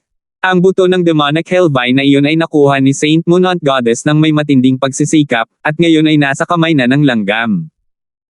May palabas na dapat panoorin ngayon. Ang gininto ang kalansay at ang demonyong Panginoon ay nagkatinginan ng buong Golek. Sa Tianlo Islands, ang 3 sekta ay nagagawan sa isa't isa. Bagamat nagsama-sama sila upang harapin ang mga tagalabas, nagkaroon pa rin ng mga sagupaan sa pagitan ng bawat isa. Sa nakalipas na ilang libong taon, palaging may kalamangan ang Pure Moon Spiritual Sect. Sa pamamagitan lamang ng pagsasama-sama ay halos hindi sila malabanan ng Moon Demon Palace at Blackcliff Palace. Matapos ang lahat ng nangyari, halatang masaya ang gininto ang kalansay at ang Panginoon ng demonyo nang makitang naghihirap ang Saint Moon Tita Goddess. Grandmaster Yinkong, patatagin ang espasyong ito. Gaano man kalaki ang presyo, ang Pure Moon Spiritual Sect ay mahuhuli ng buhay si Francis. Lumitaw ang lamig sa mukha ng Saint Moon at Goddess. Isang lamig at isang malakas na presyon ang pumuno sa hangin sa loob ng 1,000 milya. Ang lahat ng mga eksperto mula sa 3 sekta ay nadama na ang kanilang mga pag-iisip ay nagsisimulang mag-freeze. Kayong dalawa, huwag na lang kayong umupo. Tulungan mo akong patatagin ang espasyo at pigilan ang pag-aayos ng butas. Nakatingin ang kanyang mga mata sa 2 pang Void God Realms. Kasabay nito, sa loob ng Purple Saint Ruins, nililinis ni Francis at ng Skeletal Division Leader ang gulo. Pagkatapos ng labanan na iyon ngayon, ang lahat ng mga array ng pag-aayos ay nasira. Sabi ng Skeletal Division Leader. Ang pinakamahalagang gawain ngayon ay ang pagbuo ng mga array ng pag-aayos. Kung maaayos nila ang lahat ng mga butas, ang posibilidad ng 3 sekta na umatake sa mga guho ay kapansin-pansing bababa. Sa sandaling iyon, naramdaman ni Francis ang 3 malalakas na aura na dumaloy sa mahiwagang kanyon mula sa isang napakalayong lugar. Ang 3 aura na ito ay nagpabigat sa kaluluwa ni Francis. Nagsimulang manginig ang isipan ni Francis at ng Skeletal Division Leader. Pakiramdam nila ay napakaliit sa harap ng mga aura na ito. Francis, ang tatlong Void God Realms na iyon ay sinusubukang pigilan ang pag-aayos ng butas na ito. Sinusubukan talaga nilang palawakin ito. Ang boses ng Purple Saint Partial Spirit ay tumunog. Tatlong Void God Realms. Nadama ni Francis at ng Skeletal Division Leader na kung sino man sa mga aura na iyon ang bumaba dito, sa personal, sila ay papatayin kaagad. Kaya, iyon ay isang aura ng isang Void God Realm. Masyadong nakakatakot. Nanginig ang puso ni Francis. Kahit ang Patriarch noon ay hindi pa ganoon kalakas. Nanginig ang katawan at kaluluwa ng Skeletal Division Leader. Bumagsak ang puso nilang dalawa. Nawala ang saya ng tagumpay. Hindi man lang maintindihan ni Francis kung anong uri ng pag-iral ang kinakalaban nila. Relax, ang Purple Saint Ruins ay napakalayo mula sa Tianlo Islands. Ang tatlong iyon ay gumagamit lamang ng kapangyarihan ng spatial array para ipadala ang kanilang mga aura dito, at ang array ay hindi makayanan ang buong kapangyarihan ng isang Void God Realm. Ngumiti ang Purple Saint Partial Spirit at sinabi. Nang marinig iyon, nagpakawala ng hininga si Francis. Kung talagang haharap sila sa isang Void God Realm, maging ang Heavenly Yuan Clan, Mystic Ice Palace, at ang kumpanya ay wala sa harap ng isa. Francis. Ang Purple Saint Partial Spirit ay nagsabi sa isang solemn na tono, gawin mo ang iyong makakaya. Kahit na makapasok ang mga eksperto sa Void God Realm, maaari kong sirain ang mga guho sa isang pag-iisip at paalisin kayo ni Yufei bago ko gawin iyon. Kahit na ang tatlong Void God Realm na iyon ay may tig 10,000 lakas ng loob, hindi sila maglalakas loob na pumunta ng personal. Naiintindihan ko. Medyo mas ligtas ang pakiramdam ni Francis at hinangaan niya ang Purple Saint Partial Spirit. Nabigo man sila, mayroon siyang landas ng pag-urong. Hindi papayag ang Purple Saint Partial Spirit na mapahamak ang kanyang tagapagmana, at hindi niya iiwan ang mga guho sa isang grupo ng mga bandido. Pagkaraan ng ilang sandali, sinimulan ni Francis at ng Skeletal Division Leader na ay reconstruct ang repair arrays. Ipinagpatuloy din nila ang pagpino sa mga isinumpang multo bangkay. Ang hanay ng pag-aayos ay upang pigilan ang tatlong Void God Realms na mas lalong sirain ang butas. Nagsama-sama sina Francis at ang matayog na puno na si Yao upang kontrolin ang sunod-sunod na sangkawan ng mga halimaw at pilitin silang tumulong. Ang lakas ng Eye of Heaven ay napakahusay, kaya hindi mahirap para dito na kontrolin ang ilang daang True Spirit Realms ng sabay-sabay. Kung ikukumpara sa lahat, simple lang ang gawain ni Francis. Kailangan lang niyang paminsan-minsang gamitin ang Eye of Heaven para kontrolin ang ilang mga hayop at hanapin ang mga hindi pangkaraniwang bagay na nangyayari sa mga guho. Sa anumang oras na natitira, uupo siya sa towering triyaw at mauunawaan ang kanyang mga diskarte. Sa nakaraang labanan, tumaas ang linya ng dugo at lakas ni Francis, ang lakas ng kanyang kaluluwa ay maihahambing na ngayon sa isang soberano, at sa tulong ng matayog na puno na yaw, ang kanyang pangunawa sa langit at lupa ay mas malakas kaysa dati. Hu! Umikot ang Heaven Earth Yuan Chi sa paligid ni Francis na para bang siya ang sentro ng mundo. Sa sandaling ito, nagsimulang hawakan ni Francis ang antas ng layunin ng isang soberano, at ang bilis ng kanyang paglilinang ay 100 beses na mas mabilis kaysa sa Azure Flower Continent. Nararamdaman ng Purple Saint Partial Spirit ang pagtaas ng cultivation ni Francis. Isa sa kalikasan. Biglang naalala ni Francis ang isang pamilyar na layunin na ninakaw niya kay Wu Heng. Ang mahiwagang layunin ni Wu Heng mula noon ay katulad ng sa isang soberano. Karaniwan, ito ay isang pinasimpleng bersyon ng layunin ng isang soberano. Hindi mapigilan ni Francis na huminga ng malalim. Nangangahulugan ba ito na matagal nang natutunan ni Wu Heng kung paano maabot ang Origin Core Realm? Kung iyon ang kaso, kung gayon si Wu Heng ay makakalusot sa Origin Core Realm nang walang katapusan ng mas madali kaysa sa iba. Anong uri ng sikreto mayroon si Wu Heng? Likas na naramdaman ni Francis na hindi pangkaraniwan para kay Wu Heng ang hindi nakabalik mula sa Heaven's Legacy Inheritance.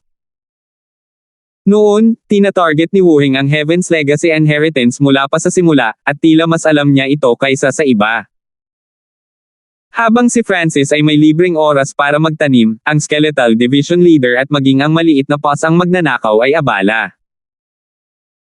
Kinailangan ng Skeletal Division Leader na kontrolin ang hanay ng pag-aayos at pinuhin ang mga isinumpang bangkay ng multo, habang pinangangasiwaan ng maliit na boss ang magnanakaw ang proseso. Mayroon lamang itong kakayahang makipag-ugnayan sa lahat ng mga hayop at turuan silang gumawa ng ilang mga gawain. Sa kasalukuyan, ang plano ng 100 Corps ay napakahalaga. Ito ay lubos na makapagpapalaki ng ating lakas sa labanan. Sinabi ni Francis sa Purple Saint Partial Spirit at hindi nagtagal ay nagpa siya ang huli na pansamantalang ihihinto ni Angelica ang pagpino sa mga guho upang siya ang pumalit sa trabaho ng Skeletal Division Leader sa pamamahala ng array. Bagamat wala siyang alam tungkol sa array, tinulungan siya ng Purple Saint Partial Spirit. Nangangahulugan iyon na maaaring gugulin ng Skeletal Division Leader ang lahat ng oras nito sa pagpino sa mga isinumpang bangkay ng multo. Mabagal na lumipas ang oras, at unti-unting dumami ang mga bangkay ng multo. 15, 16, 17, 20. Ang mga pangunahing materyales ay ang mga bangkay ng multo mula sa 100 Graves Forbidden Ground, na siyang pinagmulan ng sumpa. Sa kabilang panig, ginagamit ng 3 Void God Realms ang kanilang kapangyarihan para salakayin ang butas, ngunit patuloy itong inaayos ng repair array. Umupo si Francis sa matayog na puno ng yaw at pumasok sa isang estado ng pag-unawa.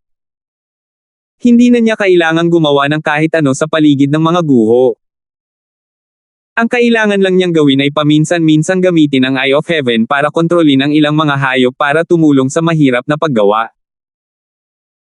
Ang lakas ng aking kaluluwa ay ganap na maihahambing sa isang sovereign, at naabot na nito ang threshold ng Origin Core Realm level intent.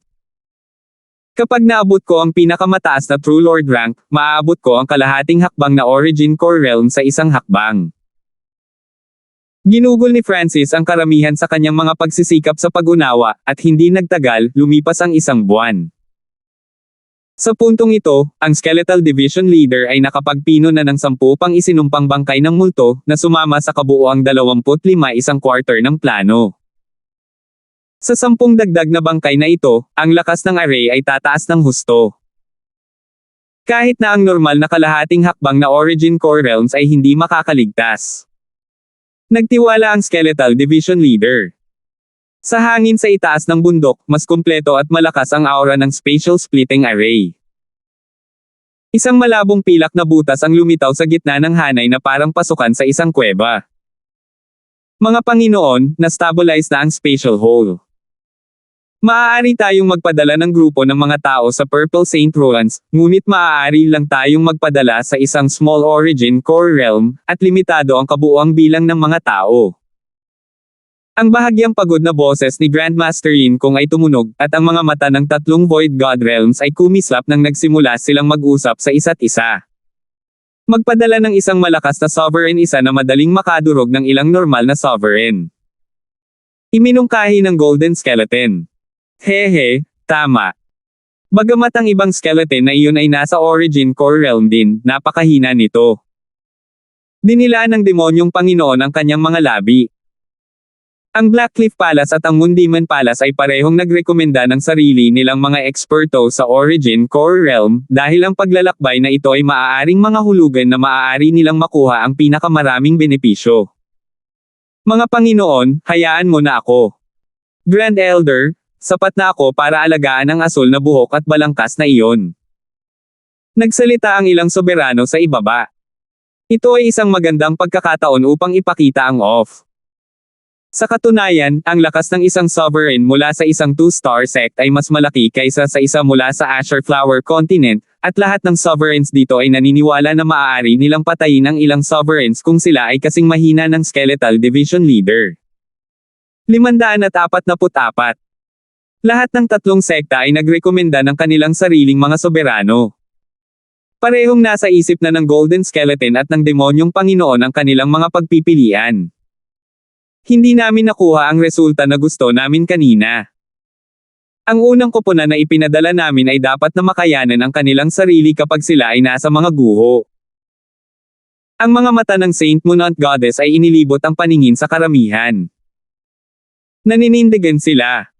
Nagsimulang mag-isip ang dalawa pang eksperto sa Void God Realm. Stand their ground, ay hindi naman kailangan ang kanilang battle power na maging pinakamalakas. Mayroong maraming mga kadahilanan na nakakaapekto sa pangkalahatang lakas ng isang grupo. Katalinuhan, kapangyarihan, pamamahala, at iba pa. Marshal tita, ipaubaya mo sa akin ang misyon. Biglang sumigaw ang isang medyo mataba na kabataan na ang cultivation ay umabot na sa Origin Core Realm. Ang kanyang aura ay mas malakas kaysa sa karamihan ng iba. Si Tyrone iyon. Maraming tao ang nagpahayag ng maingat na mga ekspresyon nang mapansin nila si Tyrone. Bagamat kaka-rating lang niya sa Origin Core Realm, ang teknik na nililinang niya ay mas malakas kaysa sa iba at tila, nagawa na niyang lumaban sa Sovereigns noong nasa half-step na Origin Core Realm pa lang siya. Pagkatapos niyang maging isang soberano mismo, natalo niya ang maraming soberano ng mas lumang henerasyon. Walang sino man ang nag-alinlangan sa kanyang kapangyarihan sa labanan. Siya ay tinuruan ng isang Void God Realm, at magkakaroon siya ng malalakas na hidden card. Tyrone. Dama po ang tingin ng Saint Moon Tita Goddess kay Tyrone at mahina siyang ngumiti habang umiiling, hindi ako nagdududa sa iyong lakas, ngunit hindi ikaw ang pinakaangkop na tao para tumayo sa iyong kinatatayuan. Nang walang pag-aalinlangan, tinanggihan niya si Tyrone. Kahit ayaw niya, hindi niya mababago ang desisyon niya. Mukhang nakapili na ang Saint Moon Goddess. Nagkatinginan ng Golden Skeleton at ang Demonyong Panginoon, at habang iniisip nila, ang tingin ng Saint Moon Goddess ay dumapo sa isang kalmadong babaeng nakaasul. Elder Sheila. Ang babaeng nakaasul ay kalmado at maganda. Ang kanyang balat ay kasing kinis ng isang sanggol at puti ng nyebe. Para bang hindi siya galing sa mundo ng mga tao. Agad na napalingon sa kanya ang mga mata ng lahat, at hindi maitago ng maraming lalaki ang liwanag na dumaan sa kanilang mga mata. Siya ay talagang isang kagandahan. Siya. Ang iba pang dalawang Void God Realm Kings ay kumunat ang kanilang mga kilay, ngunit naunawaan nila ito pagkatapos na pag-isipan ito ng mabuti. Si Elder Sheila ay isang sikat na manggagamot sa Tianlo Islands. Mukhang nakatapos na ang pangkat ni Elder Sheila ng ilang antas, 6 na mapanganib na misyon na walang nasawi, na sinira ang isang 10,000 taong record. Nag-uusap ang mga tao, at marami sa kanila ang naguguluhan dahil si Elder Sheila ay isang manggagamot lamang at ang unang grupo ay dapat magkaroon ng isang taong may mahusay na lakas sa pakikipaglaban. Hindi siya isang masamang pagpipilian. Hindi siya tinanggihan ng dalawa pang Void God Realms. Ayon sa plano ng Saint Moon Goddess, ang unang grupo ay kailangang manindigan, kaya ito ay tumutok sa katatagan. Si Elder Sheila ay dalubhasa sa pagpapagaling at pamamahala sa kanyang mga tao. Sa kanyang pamumuno sa grupo, hindi magkakaroon ng maraming casualty. Sa wakas ay sumang-ayon ang mga eksperto ng 3 sekta kay Elder Sheila. Bukod sa kanya, 4 pang half-step na Origin Core Realms at higit sa 12 Peak True Lord ranks ang napili. Ang mga pagpipiliang ito ay malinaw na napagkasunduan lamang sa pamamagitan ng mainit na talakayan at kompetisyon. Sa wakas, isang grupo ng 20 ang tumayo sa harap ng Spatial Hall at naghintay ng signal na "Go". Sa loob ng mahiwagang kanyon, nakaupo si Francis sa matayog na puno ng yaw at paminsan-minsan ay ginagamit ang Eye of Heaven upang siyasatin ang lugar at kontrolin ang ilang sangkawan ng hayop. Sa nakalipas na ilang araw, naiintindihan niya ang bagong kasanayan sa Eye Bloodline. Pagkuha ng mga bagay mula sa manipis na hangin. Sa madaling salita, ang paglilipat ng isang partikular na bagay sa hangin sa dimensyon ng kanyang kaliwang mata. Sa simula, ang paggasta ng enerhiya ay medyo mabigat. Kahit na natutong kontrolin ito ng mas mahusay, nangangailangan pa rin ito ng maraming enerhiya. Sa kabutihang palad, ang lakas ng kaluluwa ni Francis ay nasa antas ng isang soberano ngayon, kaya nagagamit niya ito ng maraming beses. Hindi nagtagal ay sinimulan niyang gawing perpekto ang paglipat. Sure! Sa isang pag-iisip, isang patak ng Origin Life Force ang lumitaw sa palad ni Francis. Ang mga bagay na kinuha sa sukat ng kanyang kaliwang mata ay maaari ding alisin. Sure! Ginamit ni Francis ang kanyang God Spiritual Eye, at ang patak ng Origin Life Force ay nawala muli. Sa susunod na sandali, ang patak ay lumulutang sa himpapawid kalahating milya ang layo. Ang ganitong uri ng teleportation ay hindi matukoy. Ang dimensyon ng aking kaliwang mata ay parang isang transfer station. Maaari akong maglagay ng mga item dito, pagkatapos ay teleport ang mga ito sa ibang lugar. Bahagyang ngumiti si Francis. Dahil sa ang katunayan na ang kakayahang ito ay gumugol ng maraming enerhiya, 4 o 5 beses lamang niya ito na practice sa isang araw sa max para mapanatili ang kanyang peak form dahil hindi niya alam kung kailan muli ang tatlong sekta. Sa hapon ng isang tiyak na araw, si Francis ay malapit ng magsanay muli ng kakayahan ng teleporting item. Ang espiritual na mata ng kanyang Diyos ay biglang nakaramdam ng malakas na kaguluhan sa kalawakan na nagmumula sa gitna ng mahiwagang kanyan. Francis, mag-ingat. Ang tatlong sekta ay nagpapadala ng mga eksperto sa pamamagitan ng spatial array. Ang boses ng Purple Saint Partial Spirit ay agad na tumunog sa isipan ni Francis. Kasabay nito, ang Skeletal Division Leader, ang munting pas ang magnanakaw, at si Angelica ay nakatanggap ng balita, ngunit pumwesto na lang sila nang hindi nagpapanik. Weng! Isang butas ang lumitaw sa gitna ng kanyen, at isang malakas na aura na nakakagambala sa kalawakan ng Samire sa kalapit na kagubatan. Ang anumang bagay sa lugar na nasa ibaba ng Origin Core Realm ay agad na pinatay. Sunod-sunod na lumipad ang mga figure mula sa butas. 20 o higit pang mga aura ang lumitaw, na ang pinakamahina ay nasa pinakamataas na True Lord rank. Ang bawat isa sa kanila ay mas malakas kaysa kay Timo. 1 Sovereign, 4 na half-step Origin Core Realms, at 13 peak True Lord ranks. Malinaw silang nakita ni Francis mula sa malayo. Ang grupo ay pinamunuan ng isang dilag na tila walang magawa at mahina. Zizi, ang tatlong sekta ay medyo mapagbigay. Nagpapadala ng isang kagandahan. Ang Skeletal Division Leader ay lumabas mula sa 10,000 Ghost Pearl. Weng! Ang spatial array ay nawala kaagad pagkatapos pumasok ang grupo. Isa lang ang Sovereign. Si Francis at ang Skeletal Division Leader ay nagpakawala ng hininga.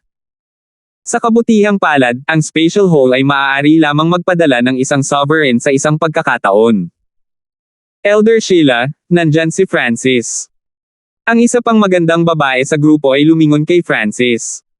Mukhang pamilyar na pamilyar siya sa lugar. Oo Yula. Tumigil si Francis habang nakatingin sa pamilyar na figure.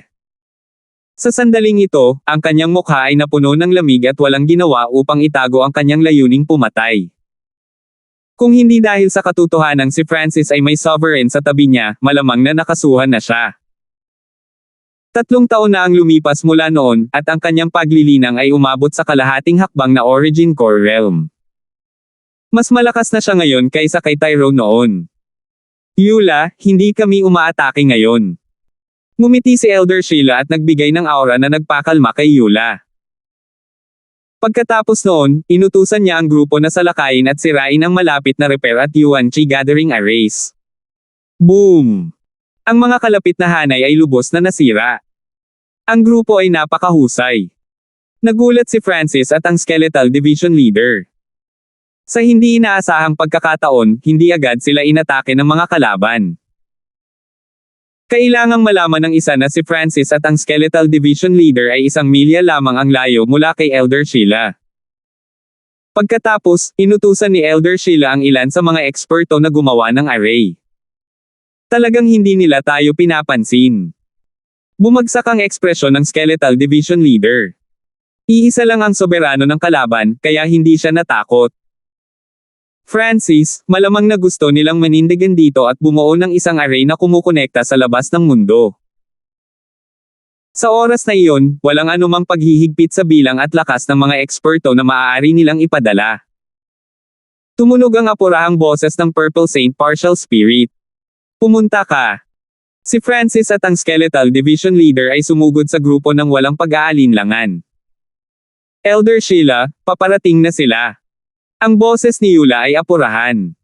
Humanda ka sa pakikipaglaban. Ngumiti si Elder Sheila. Ang kanyang kalmadong aura ay nagpabilis ng puso ng iba. Francis, iwan mo sa akin ang sisiw na iyan. Sa pagkakataong ito, kontrolin mo ang Ghost Corps First Array. Ang nag-aalab na mga mata ng Skeletal Division Leader ay lumundag sa pananabik. Tumango si Francis sa kanyang ulo nang lumitaw ang isang itim na bandila sa kanyang kamay. Hu! Ang lugar sa loob ng 100 yarda ay agad na napuno ng hangin ng kamatayan nang lumitaw ang 25 sinumpaang bangkay ng multo. Hindi nagmamadaling sumulong si Francis. Dahan-dahan niyang itinulak ang array patungo sa grupo.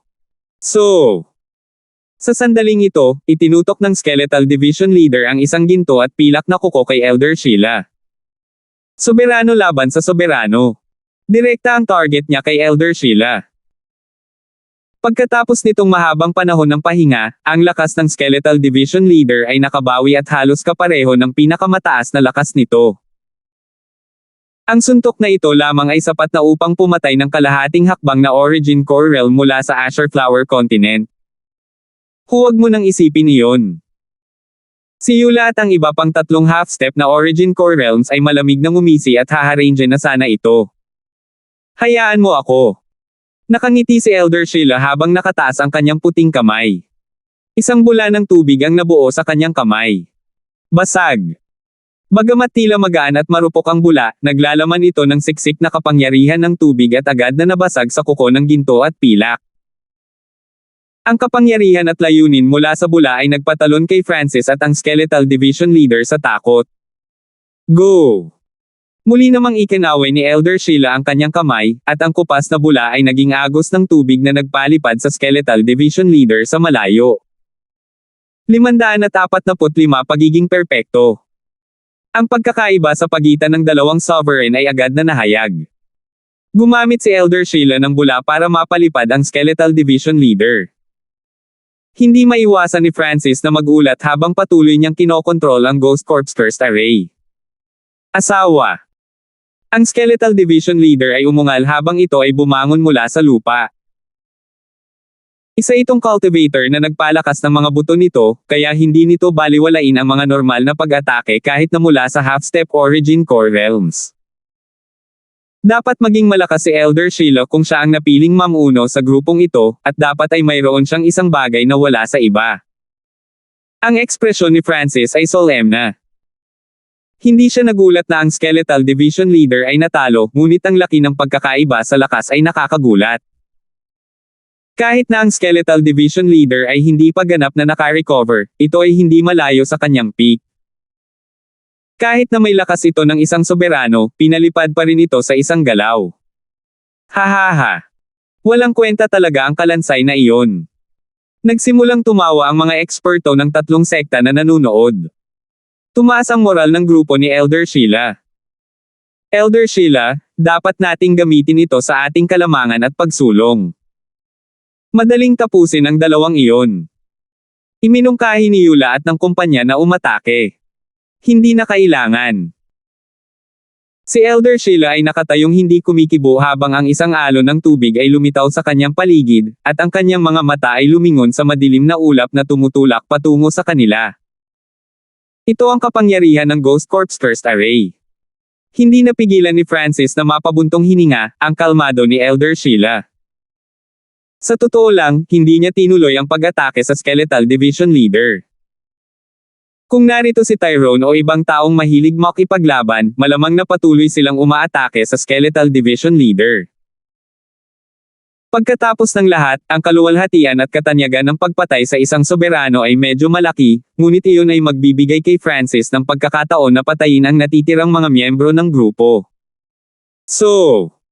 Lumipad muli ang Skeletal Division Leader at iwinagayway ang ginto at pilak nitong Letigo, na lumikha ng malaking Phantom Bone Dragon na tumalon kay Elder Sheila. Ang Heaven Earth Yuan-Chi sa loob ng 10 milya ay agad na umugang habang ipinakita ang lakas ng isang sovereign. Pumunta ka. Ikinaway ni Francis ang kanyang itim na bandila at ang malaking halaga ng kapangyarihan ng sumpa at puot ay nagsimulang masira ang lugar na malapit kay Elder Sheila at ng kumpanya. Mga walang kwentang trick. Ginamit ni Eula at ng iba pang half-step na Origin Core Realms ang kanilang mga diskarte. Shoo! Nang dumating ang kapangyarihan ng Ghost Corps Thirst Array, agad itong nabasag ng iba't ibang uri ng ilaw. Kahit na ang pinakamataas na True Lord ranks ay may battle power na maihahambing sa isang Azure Flower Continent Half-Step Origin Core Realms, habang si Eula at ang iba pang tatlong half-step na Sovereign ay maaaring makipaglaban sa dalawa o tatlong half-step na Origin Core Realm bawat isa. Kapag nagsama silang apat, kaya pa nilang lumaban sa isang soberano. Ang mga taong ito ay malamang na lahat ay elite rin. Huminga ng malalim si Francis. Alam niya kung gaano kalakas ang Ghost Corps Thirst Array. Ang normal True Lord ranks ay mamamatay kung sila ay pumasok sa array, at kahit kalahating hakbang na Origin Core Realms ay papatayin. Boom! Isang malakas na pagsabog ang umalangaw sa hangin habang ang isang alon ng kamatayan ay humampas sa ilang dosenang milya. Fucking bitch! Lumipad muli ang katawan ng Skeletal Division Leader. Woo! Ang Ghost Corps Thirst Array-wise Black Mist sa loob ng ilang milya ay kumupas ang kulay, at kinailangan ni Francis na tumuon sa pag-stabilize ng array. Ang Skeletal Division Leader ay ganap na durog. Hahaha. Ang grupo ni Elder Sheila ay tumawa ng may pang-aalipusta, at ang apat na half-step na Origin Core Realms ay halos sumingit sa Ghost Corps Thirst Array para subukang hulihin si Francis. Tumigil ka! Sigaw ni Elder Sheila at muling pinigilan si Eula at ang kasama. Elder Sheila, mayroon kaming ganap na kalamangan ngayon. Bakit hindi mo nalang hayaan na patayin namin ang dalawa? Ang isang kalahating hakbang na Origin Core Realm ay nalilito. Absolute advantage. Siguro, baka hindi. Nanatiling kalmado si Elder Sheila at sinuri ang sitwasyon. Ang Purple Saint Roans ay teritoryo ng kaaway, at ang pangunahing banta ay hindi ang Kalansay kundi ang Francis. Sa sandaling ito, dahan-daang bumangon ang Skeletal Division Leader. Malamang nasugatan ito. Sa pagkakataong ito, bumalik ito sa Ghost Corps Thirst Array at hindi na nang ahas na umatake ng padalos-dalos. Puno ito ng pag-iingat kay Elder Sheila. Kung hindi dahil sa katotohanang nag-iingat si Elder Sheila kay Francis at sa iba pang dahilan, napatay na niya ang Skeletal Division Leader. Francis. Ang sagupaan sa pagitan ng mga sovereign ay magpapataas ng pinsala sa butas. Nagbabala ang Purple Saint Partial Spirit. Nang marinig iyon, nalaglag ang puso ni Francis, at hindi niya maiwasang isipin si Elder Sheila ng mas mataas. Siya ay may napakalinaw na pag-iisip at nakontrol ng maayos ang sitwasyon. Nakatuon siya sa pangkalahatang sitwasyon at hindi sa maliliit na bagay. Sa labas ng mundo, sa itaas ng mga bundok, ipinakita ng imahe ang dalawang puwersa na magkaharap. Nakipagsagupaan si Elder Shui at ang kanyang grupo sa madilim na ulap. Si Eula, ang iba pang tatlong kalahating hakbang na Origin Core Realms, at ang mahigit isang dosenang pick na True Lord ranks ay nagpatigil sa pagguho ng Ghost Corps Thirst Array. Talagang kalmado si Elder Sheila. Siya ay perpekto. Sa tuwing pinamumunuan niya ang isang grupo, halos palaging zero ang mga nasawi. Bulalas ng mga eksperto ng tatlong sekta. Pure Water Sacred Essence. Si Elder Sheila ay biglang nagpadala ng liwanag kay Eula at kasama niya. Ang sino mang hindi sinasadyang nahawakan ang kapangyarihan ng sumpa ay agad na gumaling bilang bago. Ang buong grupo ay hindi nasaktan. Ano? Tumalo ng puso ni Francis at ng Skeletal Division Leader. Mukhang nakita niya ito. Bagamat ang Ghost Corps Thirst Array ni Francis ay tila hindi nananakot kay Eula at sa kumpanya, ang hindi nakikitang kapangyarihan ng sumpa ay nagsimulang makaapekto sa kanila. Bagamat ang isang maliit na halaga ay hindi gaanong banta, ang kanilang puwersa sa buhay ay mawawala sa paglipas ng panahon at ang kanilang lakas sa pakikipaglaban ay magsisimulang bumaba. Napakalakas ng pamamaraan ng pagpapagaling. Hanggat ang kanyang mga nasasakupan ay hindi agad napatay, maaari niya silang pagalingin. Naantig ang puso ng Skeletal Division Leader. Napagtanto ni Francis at ng Skeletal Division Leader na si Elder Sheila ay hindi isang normal na sovereign. Kung tama ako, siya ay isang manggagamot na kayang panindigan. Biglang naintindihan ni Francis at nagmura. Sa hindi kalayuan, ngumiti si Elder Sheila. Mabagal na lumipas ang oras, at hindi nagtagal, lumipas ang 3 araw. Sa panahong iyon, parehong ginamit ni Francis at ng Skeletal Division Leader ang Ghost Corpse Burst Array, ngunit hindi nila ito kinaya. Pareho nilang sinubukan ang mga lihim na pamamaraan, ngunit perpekto si Elder Sheila at wala sa kanyang mga miyembro ang nasaktan. Hanggat huminto sa pag-atake si Francis at ang Skeletal Division Leader, magsisimula siyang bumuo ng array para kumonekta sa labas ng mundo. Sa labas ng mundo, sa itaas ng mga bundok. Napakahusay ni Elder Sheila sa kanyang paninindigan. Maipapadala na natin ang susunod nating grupo pagkatapos ng 10 araw. Ngumiti si Grandmaster Yin Kong. Hinangaan ng lahat si Elder Sheila. Kung gagawin niya ang lahat, mayroon siyang 70 hanggang 80% na pagpatay kay Francis at sa Skeletal Division Leader, ngunit sa hindi kilalang Purple Saint Rollins, may panganib na gawin iyon, at nais ni Elder Sheila na gamitin ang pinakamaliit na presyo upang talunin ang kaaway. Pagkalipas ng 10 araw, mamumuno ka sa isang grupo para suportahan si Elder Sheila. Ang mga mata ng Saint Monont Goddess ay bumaling kay Tyrone. Salamat, Marshal Tita. Tuwang-tuwa si Tyrone. Alam niyang binibigyan siya nito ng pagkakataong patayin ang kalaban. Si Elder Sheila ay isang manggagamot at nakatuon sa katatagan. Si Tyrone ang magiging perpektong pagpipilian na susunod na ipadala. Sa loob ng mahiwagang kanyan, mas lumakas ang pressure na kinaharap ni Francis at ng Skeletal Division Leader. Itong Elder Sheila ay ganap na walang kapintasan.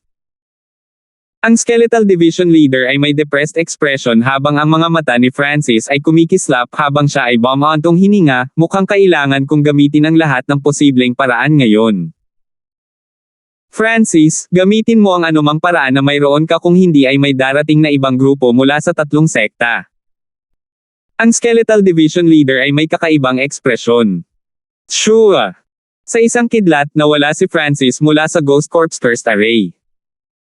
Skeletal Division Leader, mula ngayon, ang kailangan mo lang gawin ay pigilan sila gamit ang Ghost Corpse First Array. Nang matapos ang pangungusap na ito, si Francis ay nakarating sa matayog na puno ng yaw. Bakit ka tumakas ulit? Nanginginig ang anit ng Skeletal Division Leader. Ang pressure na kinakaharap nito mula sa pagharang kay Elder Sheila at sa kanyang grupo ay napakalaki, ngunit sa kabutihang palad, ang tanging ginawa ni Elder Sheila ay sulyap kay Francis. Ikinaway ng Skeletal Division Leader ang itim na bandila at sinimulang salakayin ang mga mananakop. Gayunpaman, kasama si Elder Sheila at ang 4 na half-step na Origin Core Realm Expert na naroon, ang pagkakasala ng Skeletal Division Leader ay halatang hindi gaanong katumbas. Ano ang iniisip ni Francis? Nagmura ang Skeletal Division Leader sa puso nito. Sa sandaling ito, nakaramdam ito ng malakas at mabigat na mental energy pressure sa hangin sa itaas.